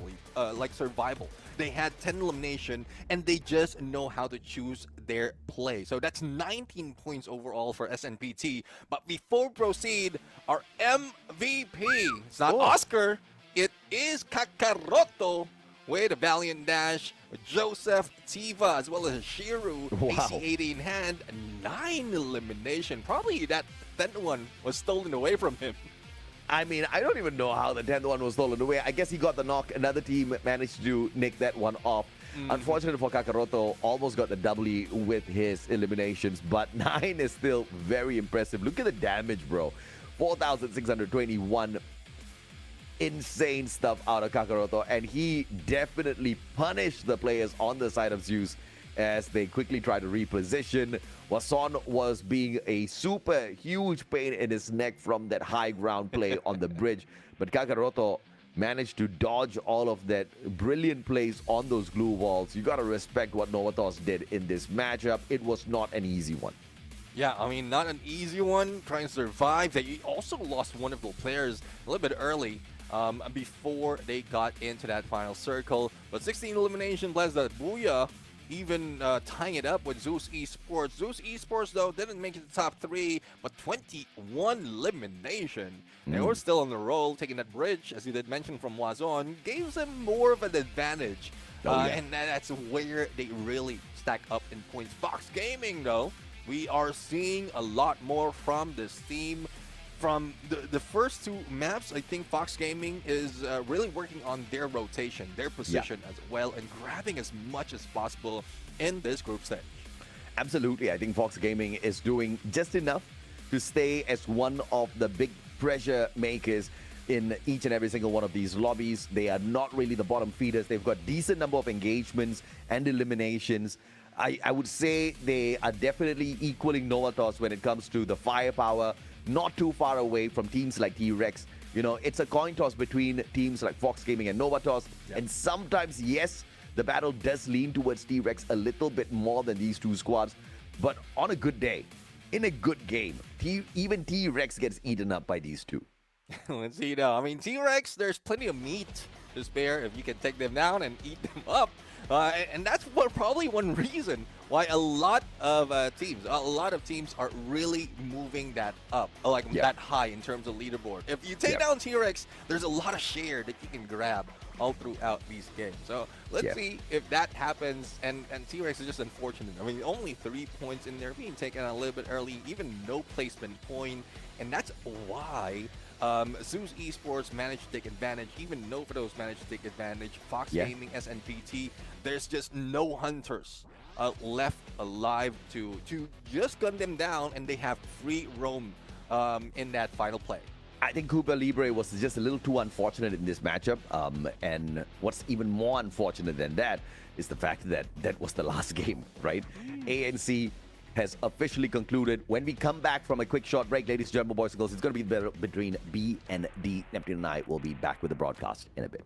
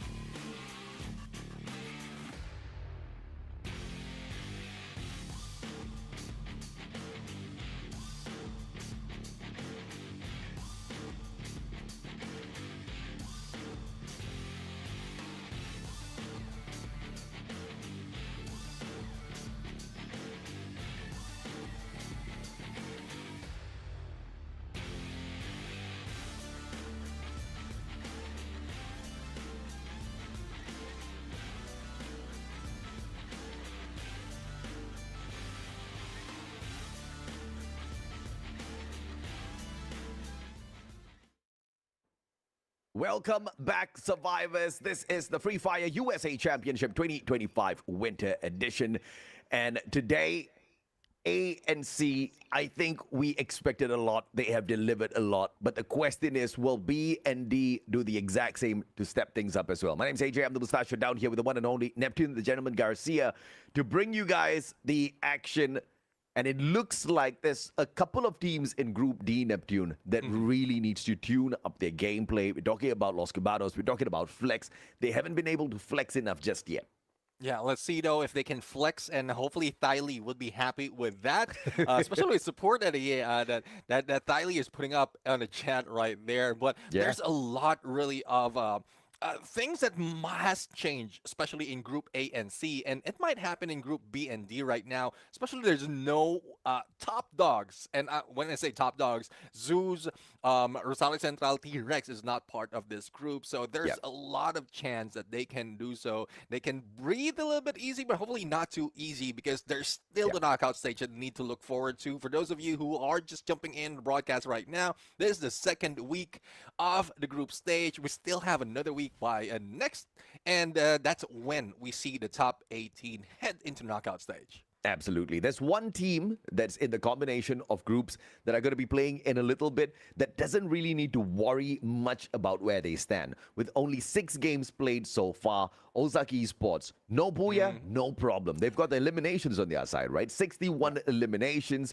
currently with 37 placement points. Not a lot of placement points because they don't get deep into these circles. Again, week 1 was just merely them testing out what their capabilities were when it comes to these gunfights. I think week 2, we're going to see a couple of booyahs from them. They're definitely going to get deeper into these circles, because it's not like these boys could not do it. For some reason, they just didn't want to go all out last week, right? But then we look at the bottom, and the Chicago team, you know, again, man, Chicago full of fighters, CM Punk, but we don't see the fight in Chicago team right now. Yeah, let's see now if they can fight through that, because the prize pool is up for grabs. Again, the champion will be taking 10,000 US dollars in here, a third of the total prize pool that we have, and it's only up until the 12th. But right now, these are the knockout rules. We start off with 4 groups, 24 teams in the group stage. We head into knockout stage with 18 teams, and they will be, I would say, shuffled once again in terms of groupings until we get the top 12 for the grand finals. Yeah, and it seems like 3 weeks is a lot to play, but you only get 6 games per week, which totals up to 18 games where you have to find some way or the other to qualify in the top 18, which is not really that difficult in the grand scheme of things. We've got 24 teams. You know, you're just making sure you're not the bottom 6. Of course, it's easier said than done for the teams who are currently in the bottom 6.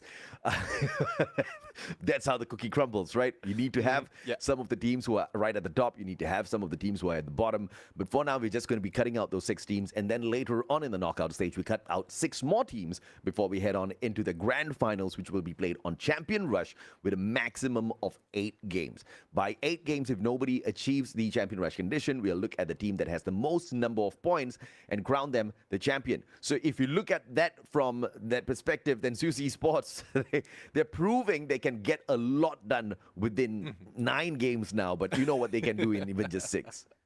Well, let's see if they can do that on grand finals. But right now, this is what the 3 teams I just mentioned from Group B and D needs to really work on to get into final circle, grab that booyah to get that 12 points, if not a little bit higher up until the 10th.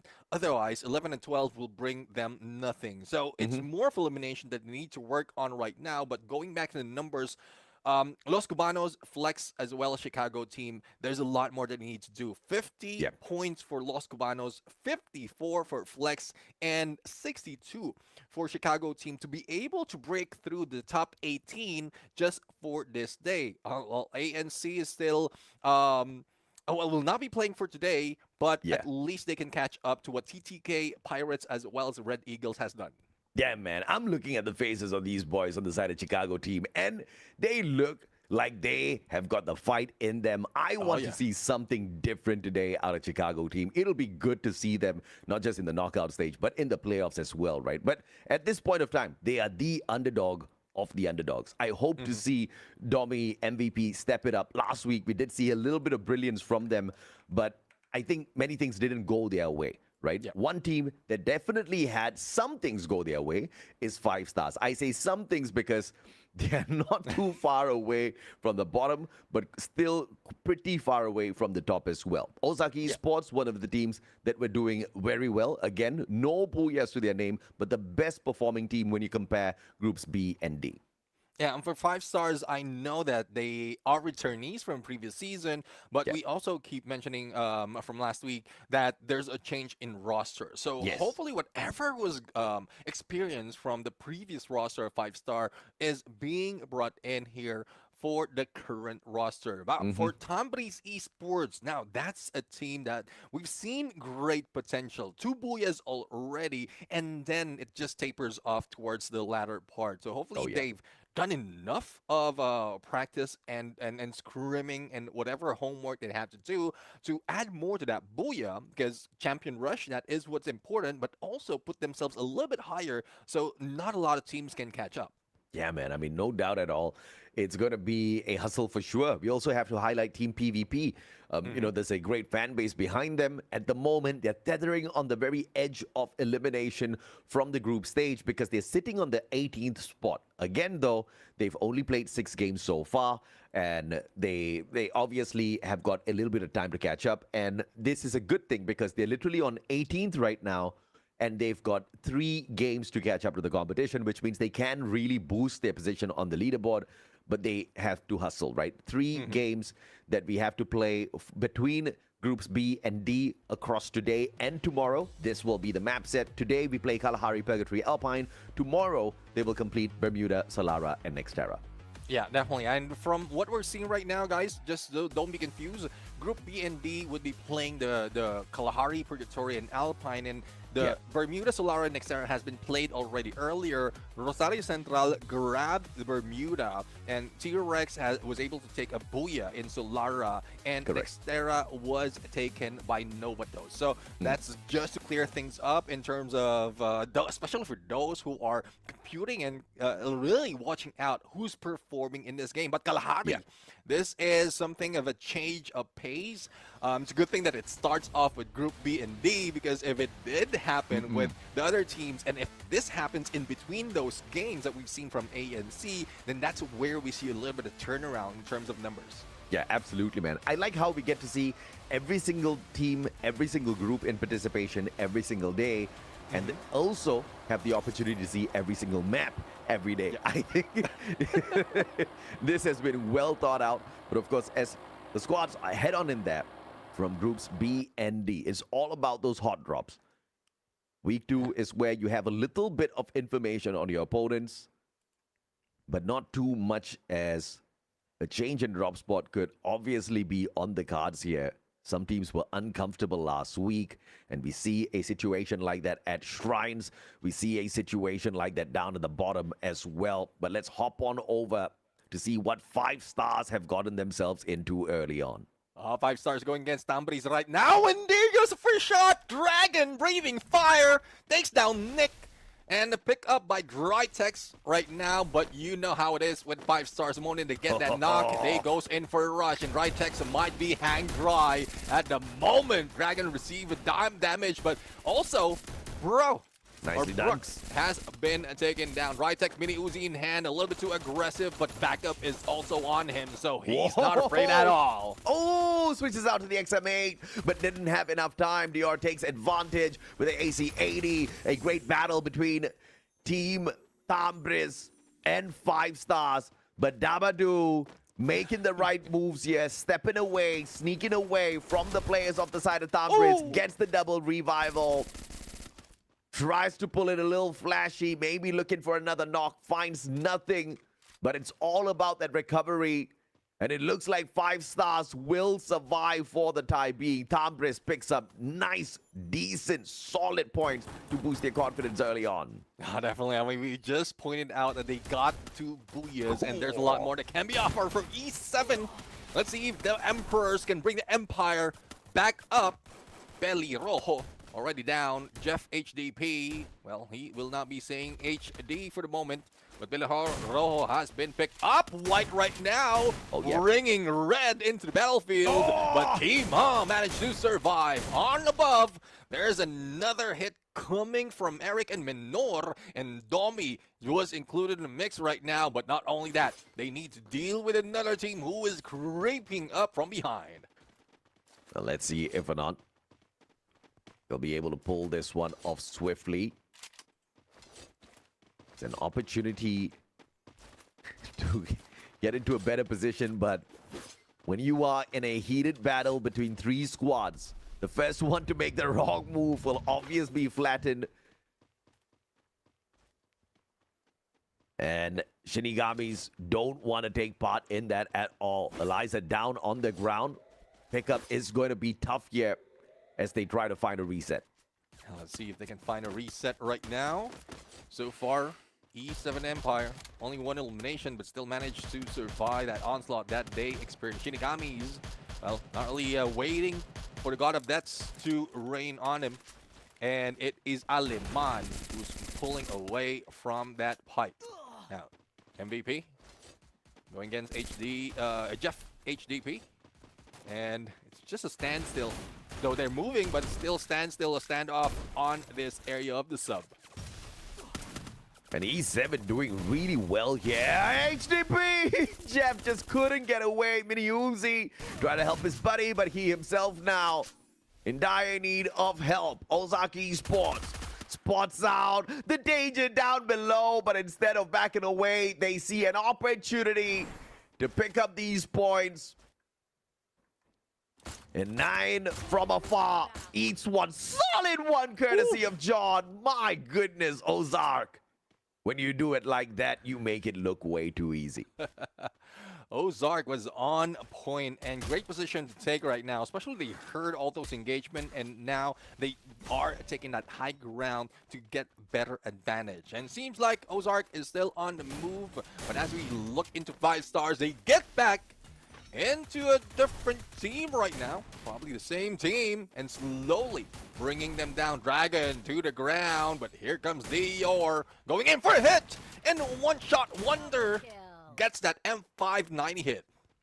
5 stars looking like they are ready to dominate, but Dabadoo dropped. Dior instant with the revival. They need to play that recovery now. Avoiding engagement with the other squads is going to be crucial, Neptune. Let's see if they can turn things around. Los Cubanos going against Galaxy Gaming. It's a 1v1 from both sides. Cubanito with a Bison in hand grabs the first rather. And, well, Los Cubanos just pushes Tambris away. Shrines, though, with that vending machine, saves Tambris for the moment. That's the kind of play you want to be making out there. Los Cubanos unable to punish them any further. Brian backing away. X-King alongside him. ANX looking for the choke point in PvP. What a shot from down below. Oh, Fagin already on the ground. Pickup needs to be done. But X-King right now, because of that hit, because of the knockdown, forces them to go for that rush. Now, Fagin already on his feet. And Brian is backing him up. Council Hall right now needs no counsel. It seems like they know exactly what needs to be done. Yeah, absolutely, man. I mean, the Nexodus, right move here.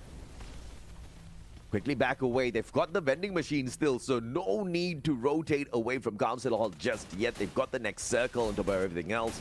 Everything going their way for the time being. Flotz shakes it off. Trogon in hand. This is Team Flex. Unable to flex much. Is the backstab. Liman puts him on the ground, and Shinigami's making this one look like it's way too easy. Amway, beautiful revival. As he sneaks away, buying more time for the rest of his team members. Shinigami's hits that revival as well. And Flex will continue to stay alive for the time being anyway. Let's see. There goes Poco MVP, a little bit too far, but Mue will not be surviving this any longer. And there you have it. He's knocked down, but from afar, 5-star. Make a work on them. And let's see if they can go for a pickup. But no, I don't think 5-star is giving that chance. Nope. Oh, beautiful. Bought a lot of time and then a little bit of revenge as well. Not from his own team members, but 5 stars jumping in. Eliza, a sliver of health. Manages to use the jump pad, gets away. My goodness me. Sir Will's Shinigamis. They thought they could have breakfast. But then, unfortunately, they got turned into their prey instantaneously, Brian. Up top now. This is an opportunity for them to pick up a couple of more here. And Fakir's not waiting at all, Neptune. Ooh. Oh, no waiting. And that's one reason why you need to wait. Otherwise, you will be going down. Oh, my. Now, Eziel, a sliver of health. And tries to go for the top up. Still managed to survive. And now they have 7 elimination. Los Cubanos looking differently right now. Kane pulling that out. Quick revive on Cubanito. And quick movement coming from Los Cubanos in this point really saves them a lot. But will they be able to fight back a little bit more? A little bit too close. M82B plus VSK up close and personal. Kane bringing the pain. And Exados already hit that revival earlier on, and they're coming back in here for a re-engage. They're not dropping anywhere else. This is just big balls play from an Exados. They want revenge. X-King drops Cubanito. And now, can they get away? Pinalto and 590 fails. X-King. This is Alexados making a statement. Wiping out Los Cubanos. Anexados not anxious at all. They are bold to go for that fight. Despite it just coming back from a revive, they quickly goes to pick up the weapons. But unfortunately, Fakin doesn't make that work for him. But the deed has been done. And Fakin did manage to bring the rest of the teams back. And now all they have to do is wait. But speaking of waiting, Lightning Zone, the bolt has been released. And is putting in a lot of damage in those within the area for companies right now. Double-digit elimination already, but they lost QK Lover. So let's see if they can bring him back, but no vending machine near it. No, my lord. It looks like Nick is going to need a little bit of buying back as well as Eric steps on in there. 787, not looking 6-7. But still kind of caught somewhere around there. Let's see. Ozark, 7 elimination already. They were silent, but from the shadows they go. PvP lost 1. See if they'll be able to catch the other. Kima, a little bit silent. But here comes John, ready for the push and the takedown from Guanaco. Another one from that Valiant Dash. And what an elimination from Ozark. 787 out. Ouch. That's all I can say, man. Ouch. That one was Ozark. Right place, right time. Can't say the same for 787. Shinon and squad. Now slowly backing away. But Ozark, on the other hand, just chilling at Santa Catarina. They'll have to move. But the circle shouldn't really mess with them too much. They have got a double team booster on their side. And you know Ozark, they're playing on the meta. They'll be fine. Well, Ozark really studying how it works, especially on the global side, right? That's one reference that you need to use so that you can play it well. And that's what Ozark is doing right now. For Anexados, well, this is where it gets sticky. They be able to bring back the rest of the teams, especially with the blue hurting from 3rd to 4th phase. Now, they need to move fast. But for PvP, well, no PvP just yet, just PvE. And they are going against the environment, especially the blue that will be closing in a bit. Galaxy needs that vending machine. Quick feet getting them there. But 5 stars in their way. Goi gets taken down. And Galaxy, a tad bit unfortunate here. That circle forcing everybody in now. 5 stars still stopping by for a quick snack. A Galaxy bar they had. They would recommend it to everyone, but it's not available in stores.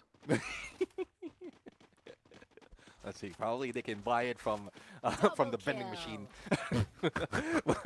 5-star right now. 14 elimination. Heading into the edge of the circle. I'd be seeing PvP on the left side. And Exados eliminated, unfortunately. And also Flex being taken down. That is because of blue. And you don't want to stay out here, especially with a 4th going into 5th. That will be happening in 10 seconds. Dude, I was just talking about the team boosters, man. They spent too long outside the circle. I have no idea what happened there. 5 stars. Now it's all for the picking here. Ozark still alive and kicking. That's going to be a problem.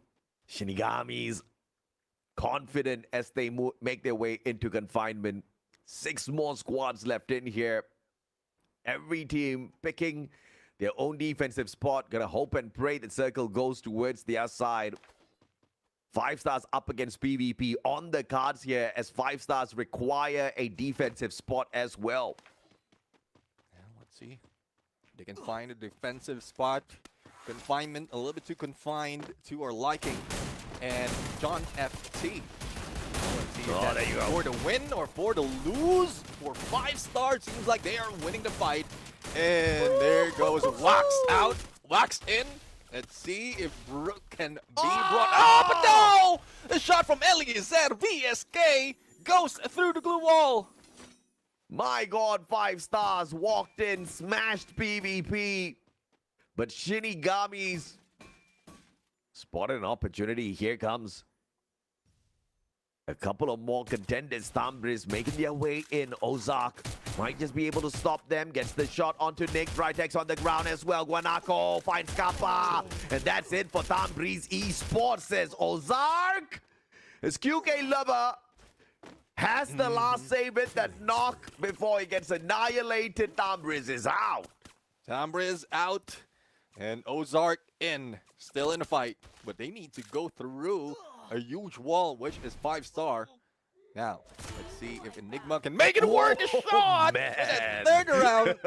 Well, it doesn't have to go for that flick, but, well, you have to go fancy with those shots. Damn. You gotta love that. I mean, magic here in FFUSC. You gotta love it. Ozark, 14 eliminations strong. Enigma joining John. Both of them focusing, looking for a Shinigami or two to send back to their home base. Eliza gets a tag, uses the roof as cover. Ozark on the opposite end. All 3 teams, full squads! And Enigma getting the tag, no knock unfortunately, and has to reposition thanks to the circle. All right, in a few, it will be a 4v4v4. No one's going down just yet. Only a monster truck though, saving 5-star at the moment. Compared to Ozark, who has prime location, but Shinigami's Aleman brought back to Germany. And let's see if they'll be able to fight back, because here comes Ozark on the move. Oh, Dabadoo. It's a tag there. Enigma backing away. Time Turner pulled out, so they get to sustain a little bit of the damage first, but they do have a glue wall right in front of that. It's pulling in insurance over insurance here, Ozark. I don't know if that was the right timely investment of a Time Turner. 5 stars, 21 eliminations. Looking for that circle around. Throws in a deep freeze. Dabadoo gets the elimination. Guanaco finds Sir Wills from afar. A 3-way battle. Not looking good for Shinigamis. Oh, Shinigami's on the roll ground. And Ozark, Enigma out. A little bit overstepping in there. Now, Guanaco still putting so much pressure on Shinigamis. And Senior Will will have so much will. Hopefully he has a way as well. My God, what a turnaround by Shinigamis there. And Ozark now just left with 2 more survivors. The team's focusing on the right monster to take out of the equation before they can sneak up the leaderboard. Guanaco turns around and Bruce says no. Down on the ground, Ozark, 1 more. And that's about it. We are now left with a 3v3 at least for the time being. Dragon picked right back up. The numbers advantage to 5 stars against Shinigamis. 24 eliminations for 5 stars, but Dragon and Dabadoo goes down. Now, it is a 2v1 situation, and Senior Wills, let's see if he can bring that fight, but unfortunately, it's still 5 stars, giving a 5-star A game in this fight. 5 stars, second booyah of the group stage, and a phenomenal play to close the game out. What a comeback. And of course, they did manage to get rid of Ozark Esports first, which was crucial so that Ozark stops running away from the rest of them. And the Booyah just continues to elude the most dominant team in this pairing. Ozark Esports from Group D, still at the top of the leaderboard, all thanks to their performance from week 1. Let's see though. Rue, Dragon, Dabadoo, and Dior grabbing a lot of elimination from this fight. And this is what we're expecting from 5 stars. Okay? They have brought prestige as the returnees in this fight, but it's not just change of roster that helped them. It's also the motivation coming from the other teams as well that's bringing them to this level. The great position against Ozark, taking them down. And you did mention that they focused on the best team to deal with before heading in town. Of course, I mean, totally lucked out on that one as they chose to focus on one side. But they clearly saw the numbers difference there on those scans. And 5 stars obviously making the right option here. Deal with the team that has got lesser in numbers because it's going to be easier to overwhelm them. And at last, Shinigami Sir Will's just spending too much of time outside the circle. The blue gets the damage in. And of course, Dior pulling in a couple of shots with the M590 to guarantee the booyah for 5 stars. A massive one, and the MVP, Dior himself. 11 eliminations, 4,638 massive damage, 7 assists, 5 headshots, M590, weapon of choice with a tank build on that Tatsuya to get him around. Oh, definitely. I mean, M590, we've seen a lot of teams use this, and only the yours managed to get a lot of those one-shot wonder. And the damage as well justifies to prove that he's a rusher that 5-star really need right now to be in the front line. But I'm pretty sure later on we're going to see the format of how their skills has been set up, so that we'll see as well on what I would say what has brought this team to this level. But before we go there, we're going to go into the standings right now. 39 solid points for 5 stars and 27 for elimination. Yeah, this is what happens when you hit 27 monstrous eliminations in the match, man. I mean, mind-blowing stuff here, because 5 stars actually pulled this off in this lobby where you do have monsters kind of still stomping around. But of course, thankfully, the bigger set of those monsters already played in ANC. 5 stars sneaking away the best here. And Exado still clawing their way up, although they got annihilated so early on. But of course, this one needs a little bit of sorting. We'll get back to that in a little bit, Neptune. Yeah, line the second place would be Ozark, definitely. Despite of them being eliminated in third, they did get 14 elimination. Then what follows through is Shinigami's. But this time around, Shinigami's has a better fighting chance.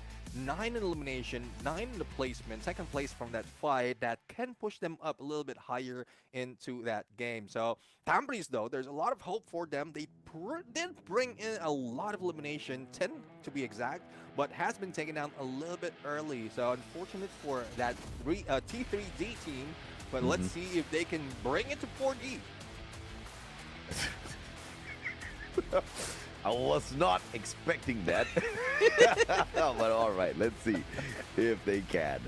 Purgatory is up next. This is map 5 in today. Map 2 for this particular grouping. It's a little confusing if you're not keeping up with the format of the competition, but don't worry. We'll survive, guys, okay? It's the first time you're playing a 24-team format here, as we have 4 groups in play. But I think it's managed really well. I would love to see more competitions with more squads out there.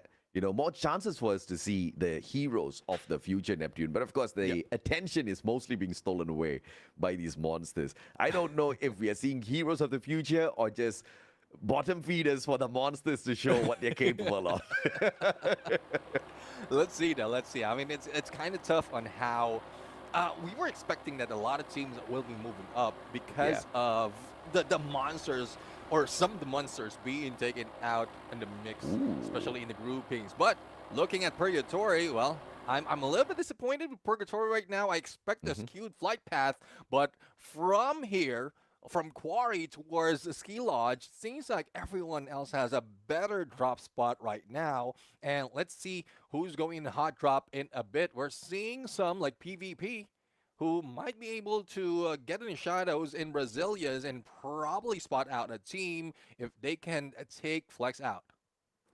I think they definitely can take Flex out of the equation here. Shouldn't be much of an issue for them, except for the positioning. Shadow just went straight in. Oh, got a car though. Grand Theft Auto PvP style. Shadow did not make a mistake. He just wanted to car for himself. Okay, he got it. Okay. Yeah. Big brain play. PvP. I'm a fan. Oh, let's see though. Shinigamis though. Shinigami's already in the ground. They met up with 5-star. That was round 2, real quick. Round 2 in this second game. We're in it is Shinigami's who's losing that fight. And let's see though if they can bring themselves back up. 12 teams still remain, so that means Shinigami's is still in this fight. Now Flex though despite of Shadow moving away from Shadow and into the light, let's see if the rest of the teams can find that light and probably take down Flex. They might be able to do. Time Turner pulled out.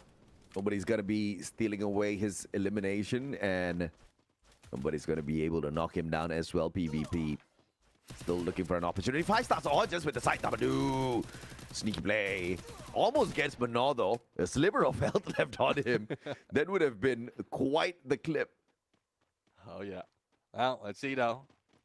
Tambris right now, well, they are back in play. Chicago team, good position to take, especially as they don't have any contention just yet.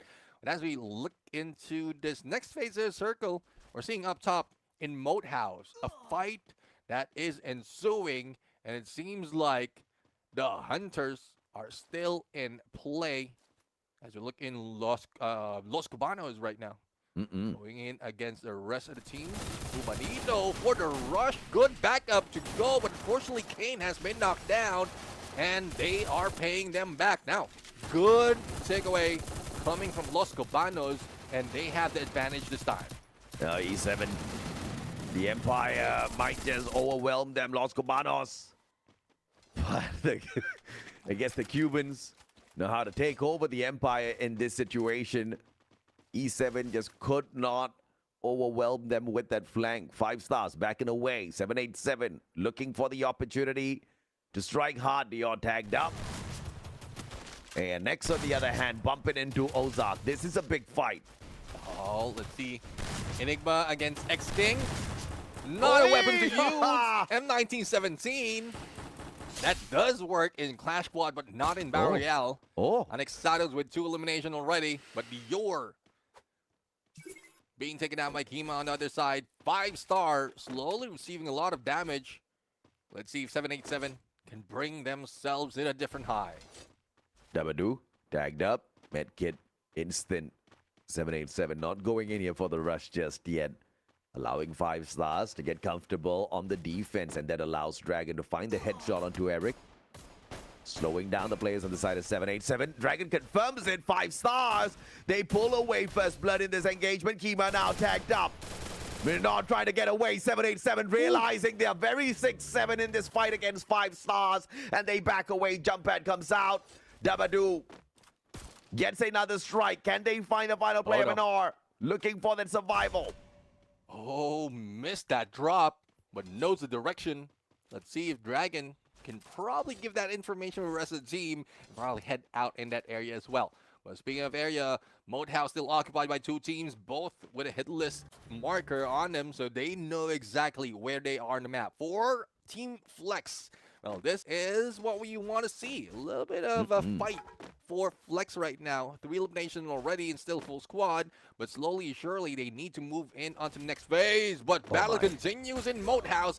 Anexados against Los Cubanos. Chino King Double Almost. headshot simultaneously. Pinalto, Kane, absolutely choking out Alexados.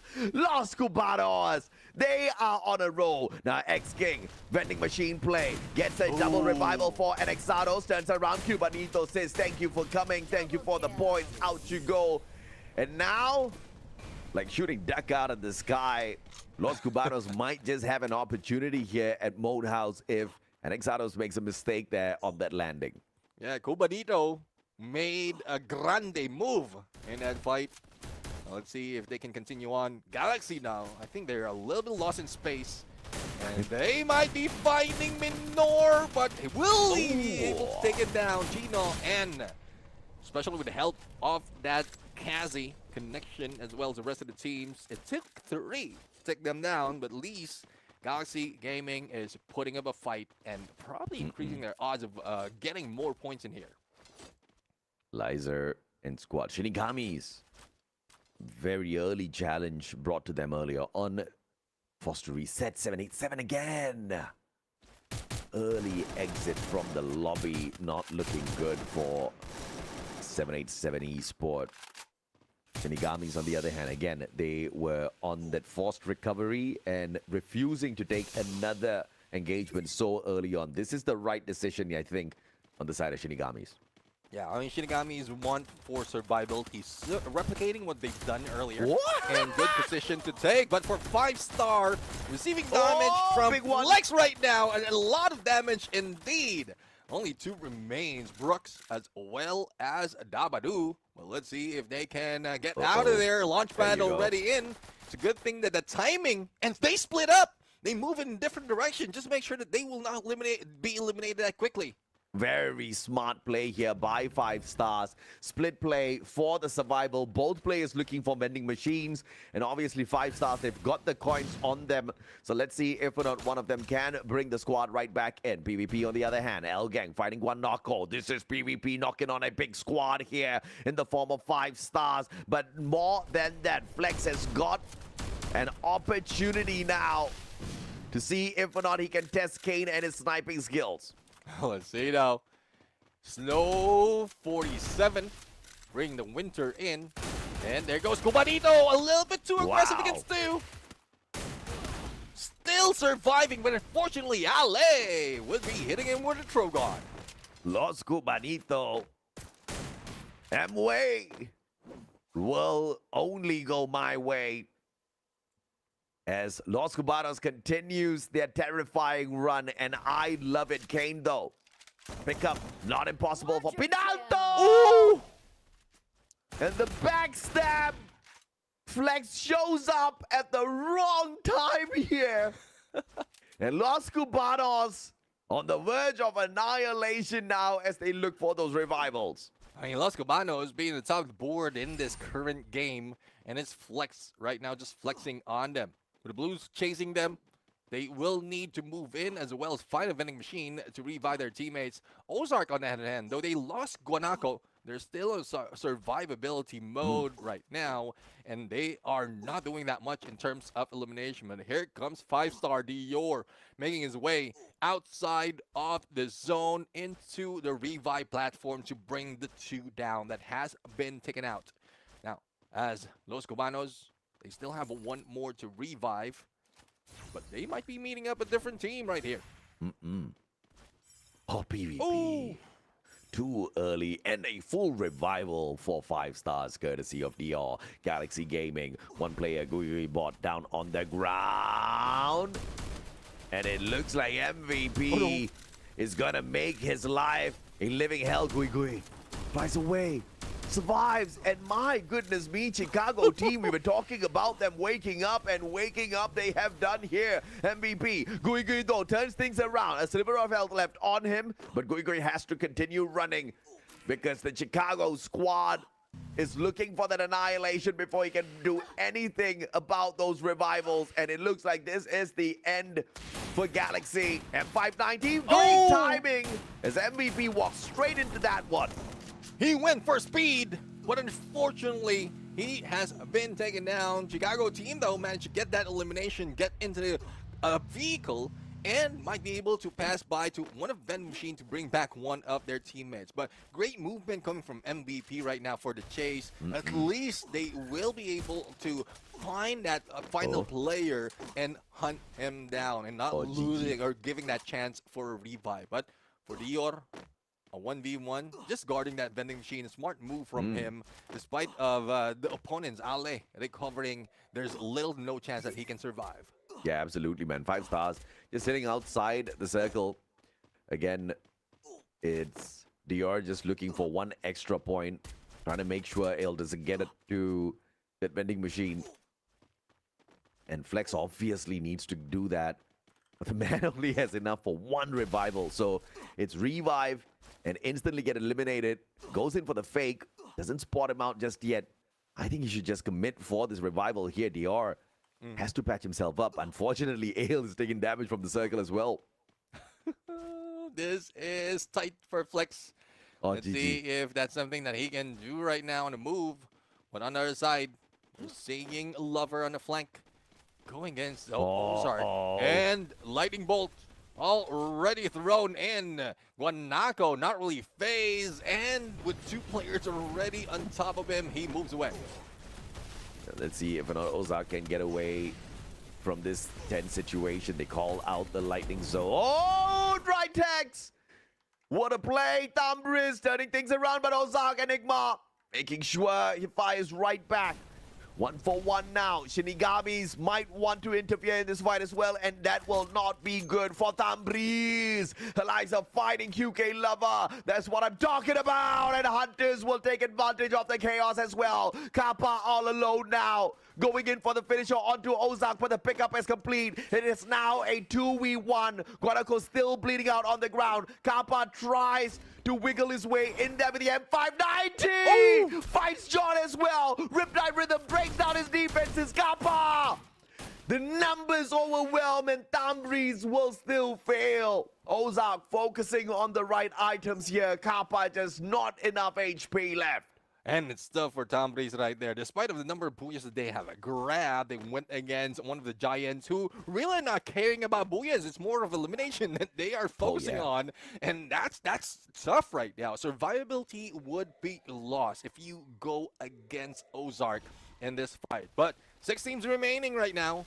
And it's not just Ozark who's taking lead. Flex with 12 elimination. Also Los Cubanos with 14. And I'm really loving this turnaround coming from these teams. Yeah, Liza, fucking. And Exado striking from afar, but the pickup is obviously going to be very much possible here for Shinigamis.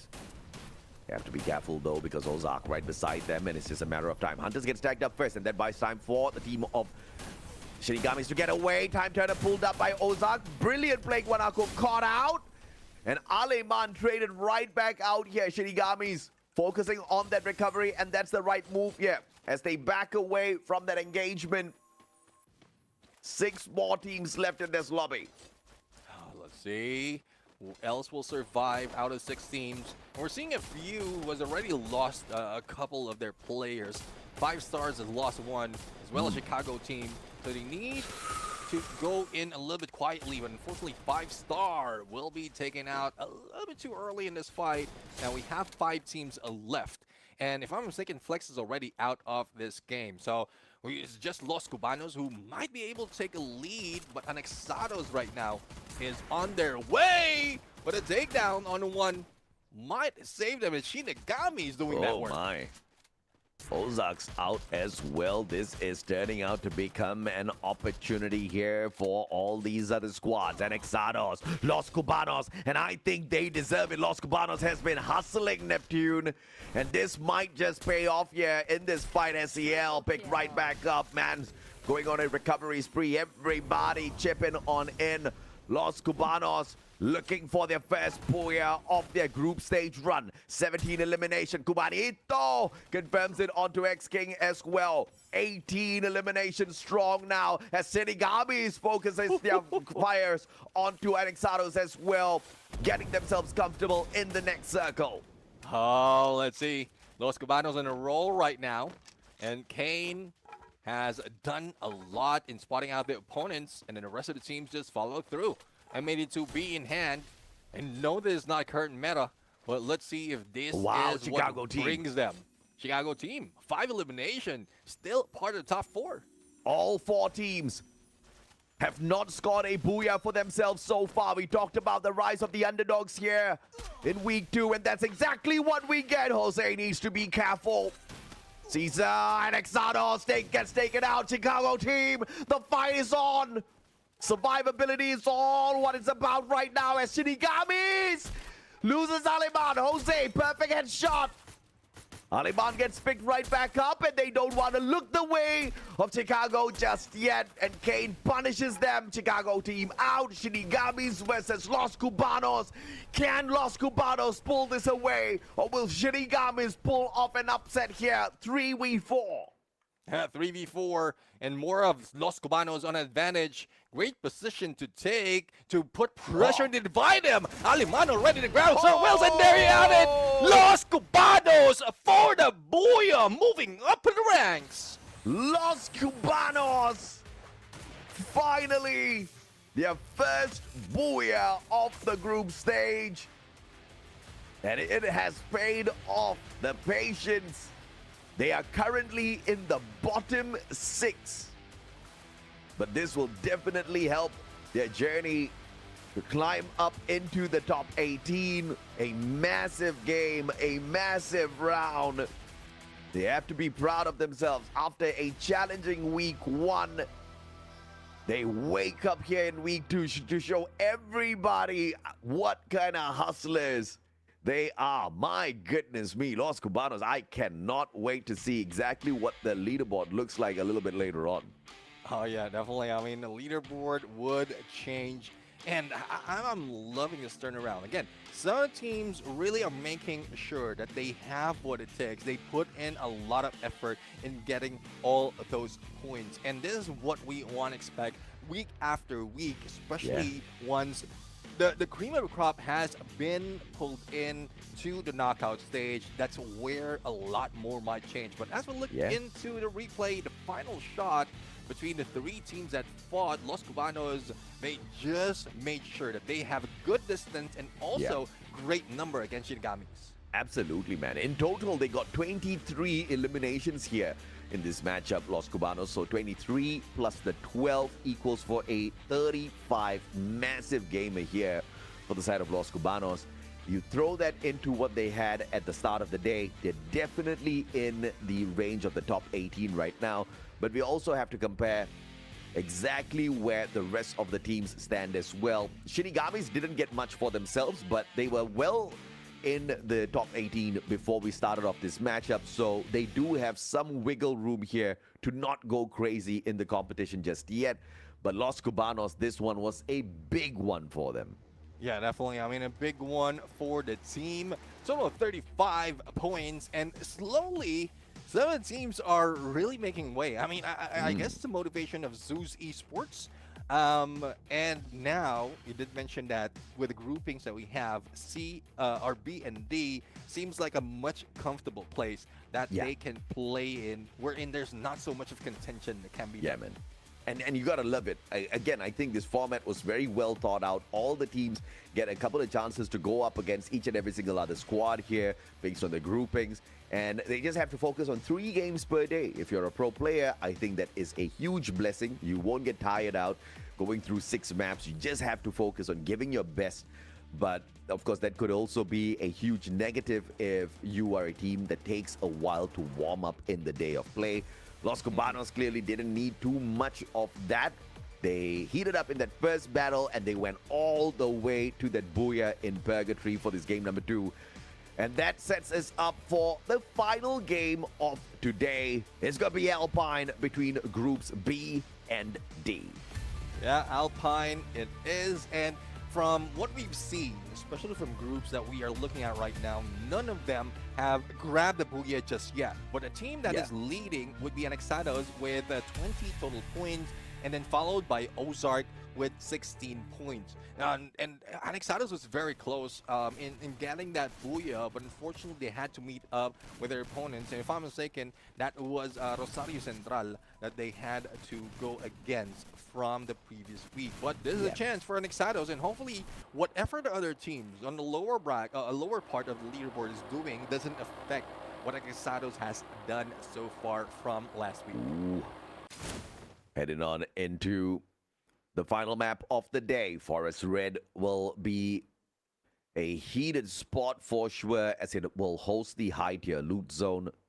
I do expect a little bit of competitive play there, but at the same time, where you've got so many teams doubting if or not they can afford some early risk, one has to wonder who's crazy enough to drop one in there. Let's see. As we can see right now, Kappa already in a better position, but pulls out a time turner a little bit too early. I'm not sure if that is a good investment in terms of skills right now, but he might be able to use it later on once everyone else is grabbing their weapons. But Tambres, well, there's a little bit of comeback that they need to do. They were taken a lot early in most instances from the previous game, so let's see on what they can do right now. Unfortunately, they lost Drytex early in this fight. Yeah, also because HDP managed to get his hands onto a valuable VSK. Very powerful gun early on in the game. Massive advantage to the squad. Peliro almost shut down. Goes for the recovery. Obviously has enough medkits on him, but Nick gets the confirmation from up top. Great tight angle played from that high ground. Jeff sprayed out. 07 not looking too good as Ozark finds their way towards Tambres. Let's see. Ozark right now, 1 elimination. Hunter's on the hunt, but White will not be seen just yet. Great stuff for White. And goes for the back 7 gameplay. Surprisingly, that's a little bit of slowdown from Hunters. And White right now might be able to go in against Enigma, but the pickup has been done. No push is being done, and this is, I'm not sure if it's a smart move, but here comes back up. Hunters is back on the ground. Same goes for Enigma. What a counter. My God, White, big time saving plays here for the side of E7, waiting for that backup. And his Mag 7 is just obliterating the opponents right now.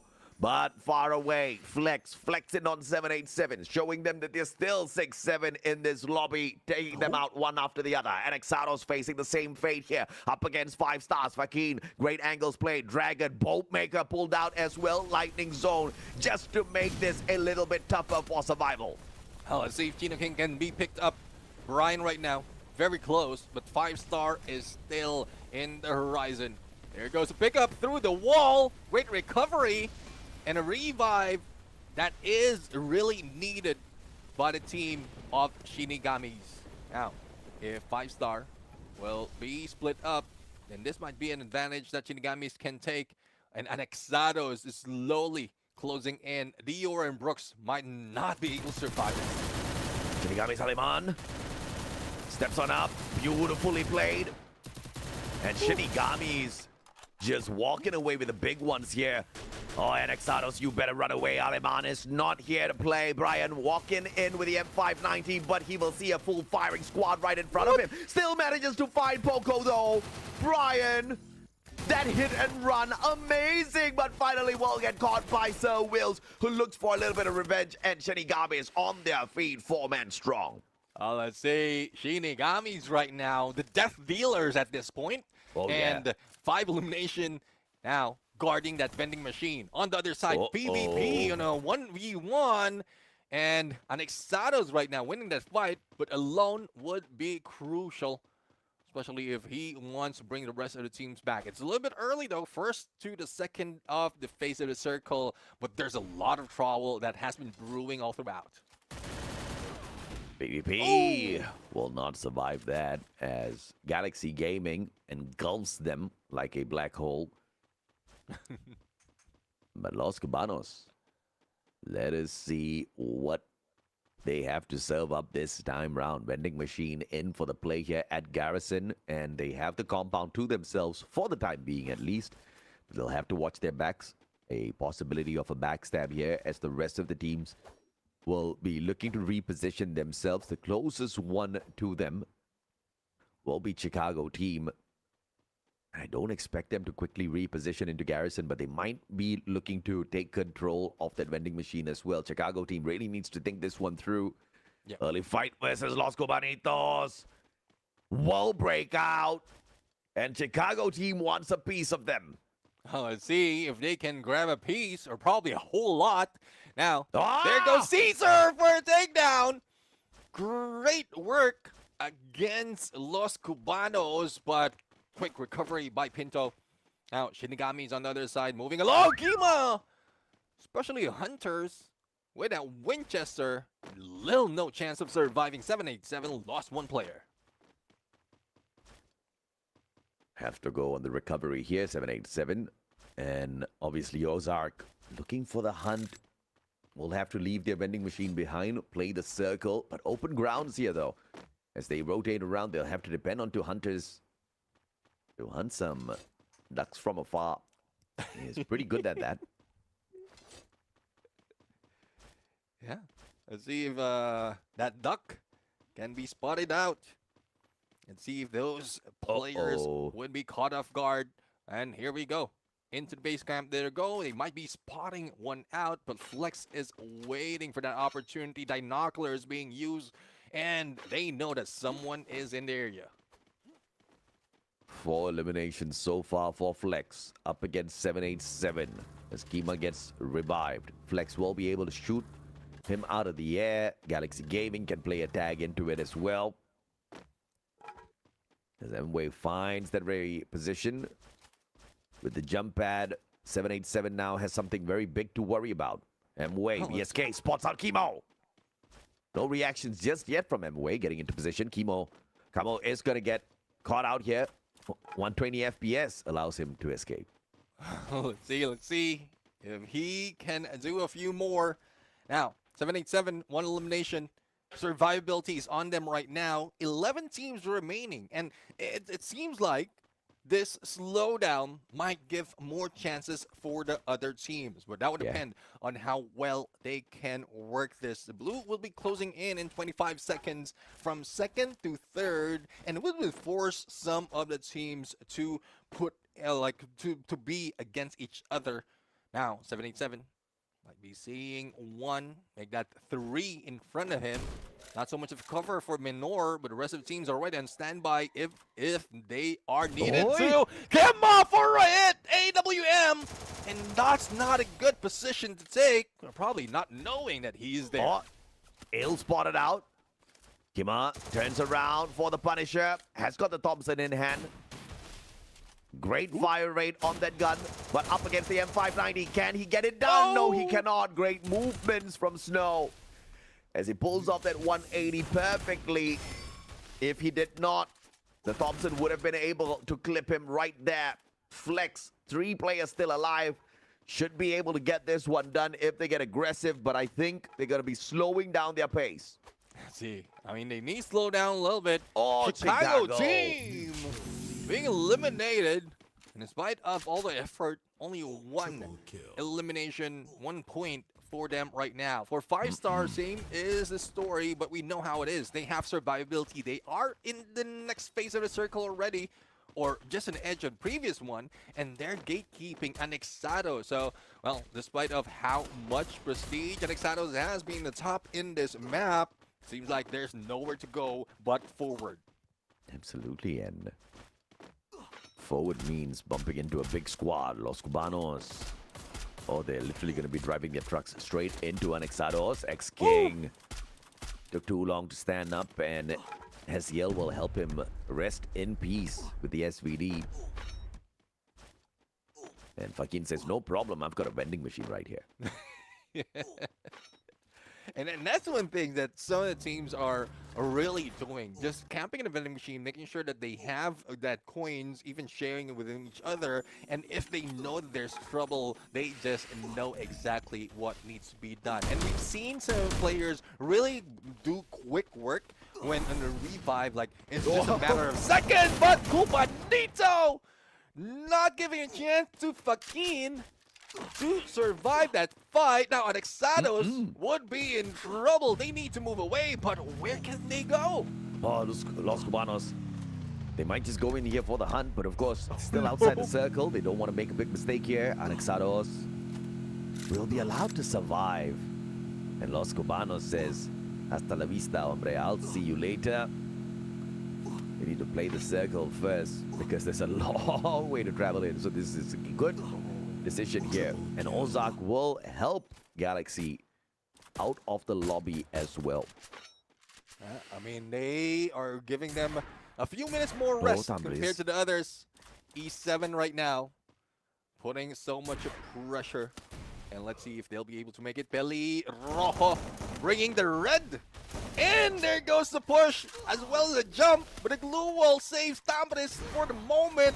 It's a 1v1 on this side. But there goes a max 7 domination. And, well, with that elimination already, E7 just needs to go for a revive to maybe increase the odds of them grabbing the booyah.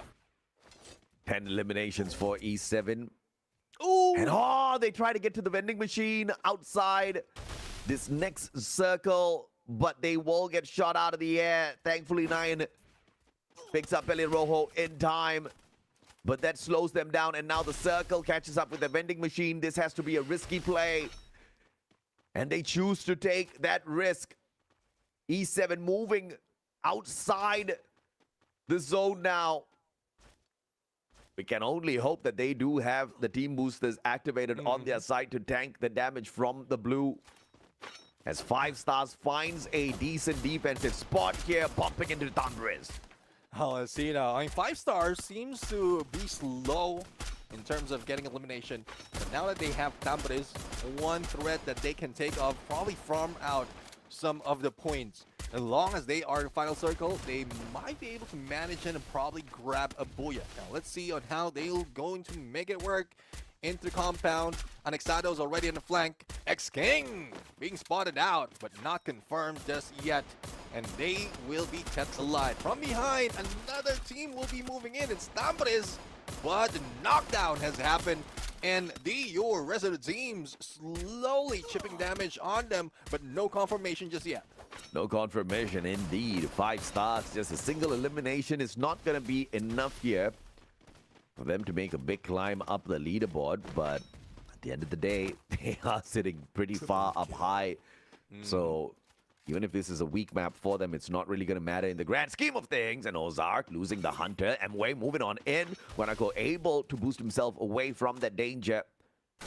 Inhaler used. Guanaco looks for one shotgun, not reaching as far. Mway, VSK trying to put some distance between him and Guanaco. But the advantage to the shotgun player, and Flex drops out. Ozark survives.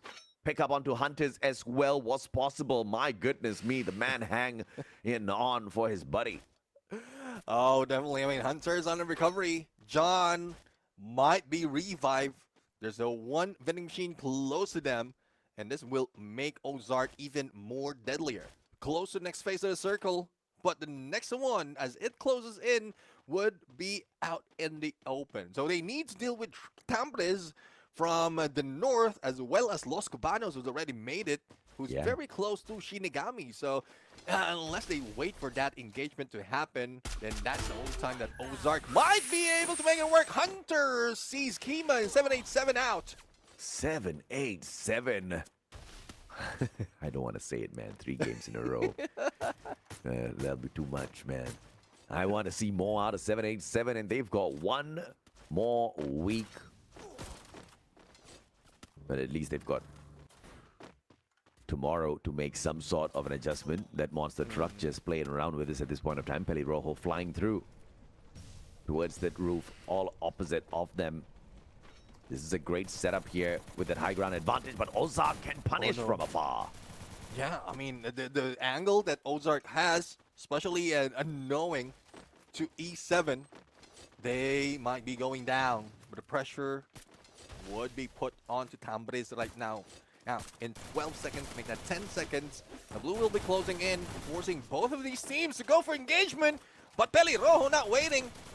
Now, Dabadoo spotted, shot with AC-80, a little bit too close for that marksman. and switching into Mag 7. Oh, yeah. Trapping them inside. That belly roll.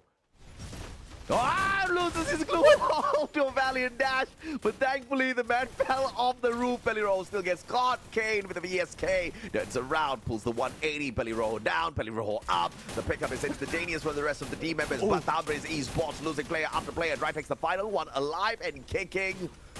Will sneak away for the time being. Finds the revenge, drops Dragon, takes him out. And Tambris surviving with one final guy, but he's a champion.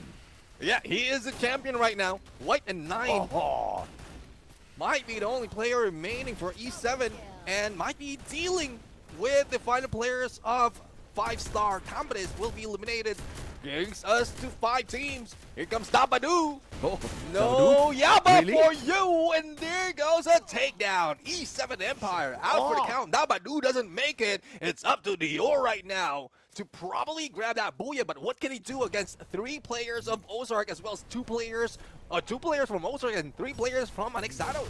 Yeah, big mistake by Dabadoo there. Obviously, he had no time outside the circle. Could have run away because his opponent barricaded himself in with the glue wall.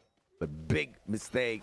And now 5 stars, 1 final survivor. Dior up against Anexados, who have pretty much confirmed a Booyah here for themselves.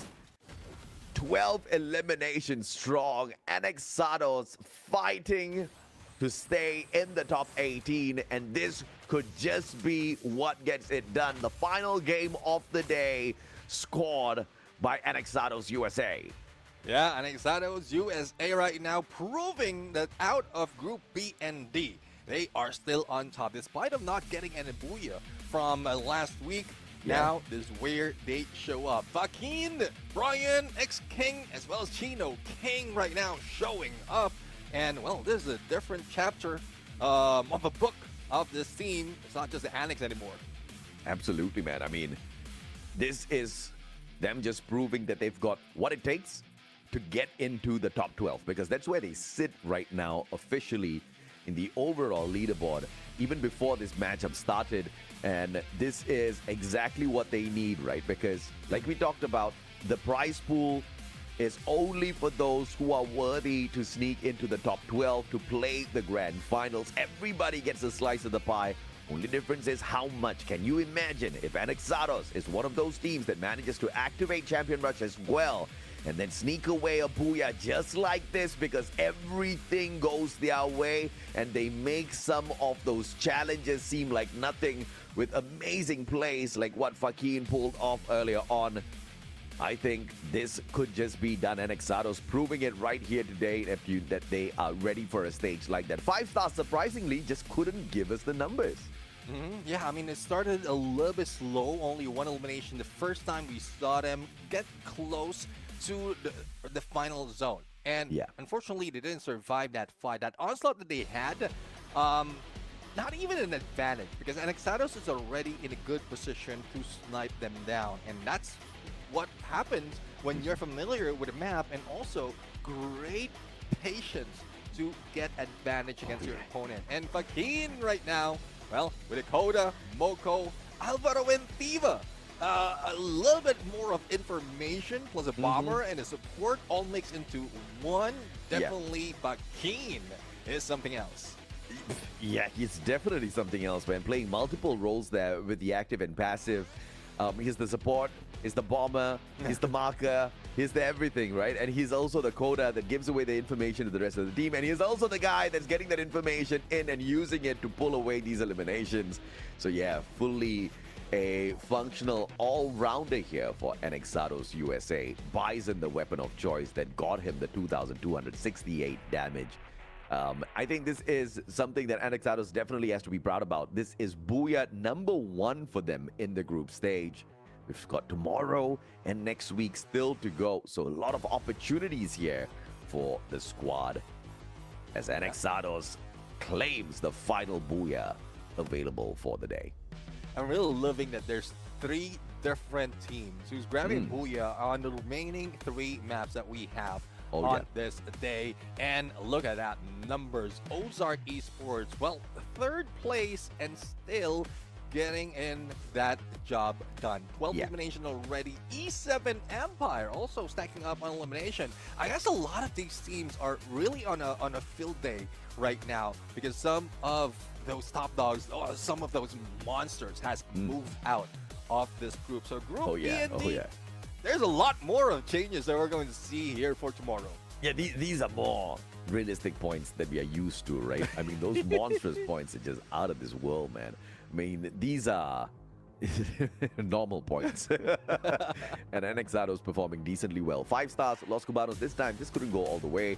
5 stars again, just too little on the numbers. And the overall standings as we complete our group phase on this day 3 of play, where every single squad has played 9 games, still sees, obviously, Zeus Esports right at the top. But we have to start focusing now on the bottom 6 here, Neptune. From the 19th spot, PvP, Flex, TDK, Red Eagle, Pirates, Chicago team at risk of elimination. They have got 3 more days to play this and climb up. 9 more games, 9 more opportunities remaining. Yeah, and hopefully we see most of those improvements, similar to what we've seen Los Cubanos as well as Cuba Libre has done for today. I mean, they are very close and, representing.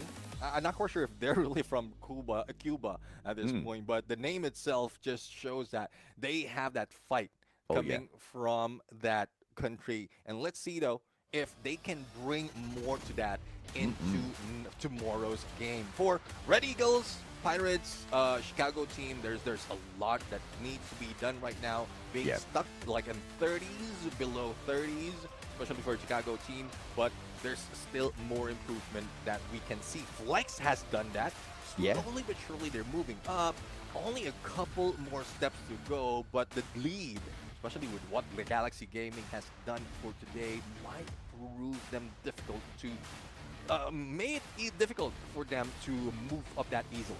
I totally agree with you, man. And just like Flex, another team that really shined and showed that it was a possibility to make it out of the bottom 6 was Los Cubanos, scoring a massive booyah here for themselves today. The first booyah for the group stage run. And just like that, in that one game, they launched themselves from the bottom 6 now into the top 18. They just need one more solid game like that from the top 18 to squeeze into the top 12. Not that it is needed, but you do want to secure yourself that extra bit of insurance. You never know when you're going to have a horrible game and get eliminated early. Yeah, I do agree with that. I mean, that's one reason as well why some other teams, despite of being in a comfortable spot already, they're still showing up. It's not just to show all their tactics, but you did mention insurance policy, making sure that you have a little bit of leeway if in case you get taken out already. And with this rotation groupings, that would be a threat. Once you are part of a group where Zeus Esports, Rosario Central, 5 Star, as well as T-Rex is, you need to be smart on how you move all throughout the rankings. But speaking of rankings might change because a different scenario, different scenery will be seen by tomorrow. A switch up on those maps, but the groups will still be the same. Absolutely. So it will be groups A versus C, and then C versus D. You know exactly how it works. B versus D, A versus C.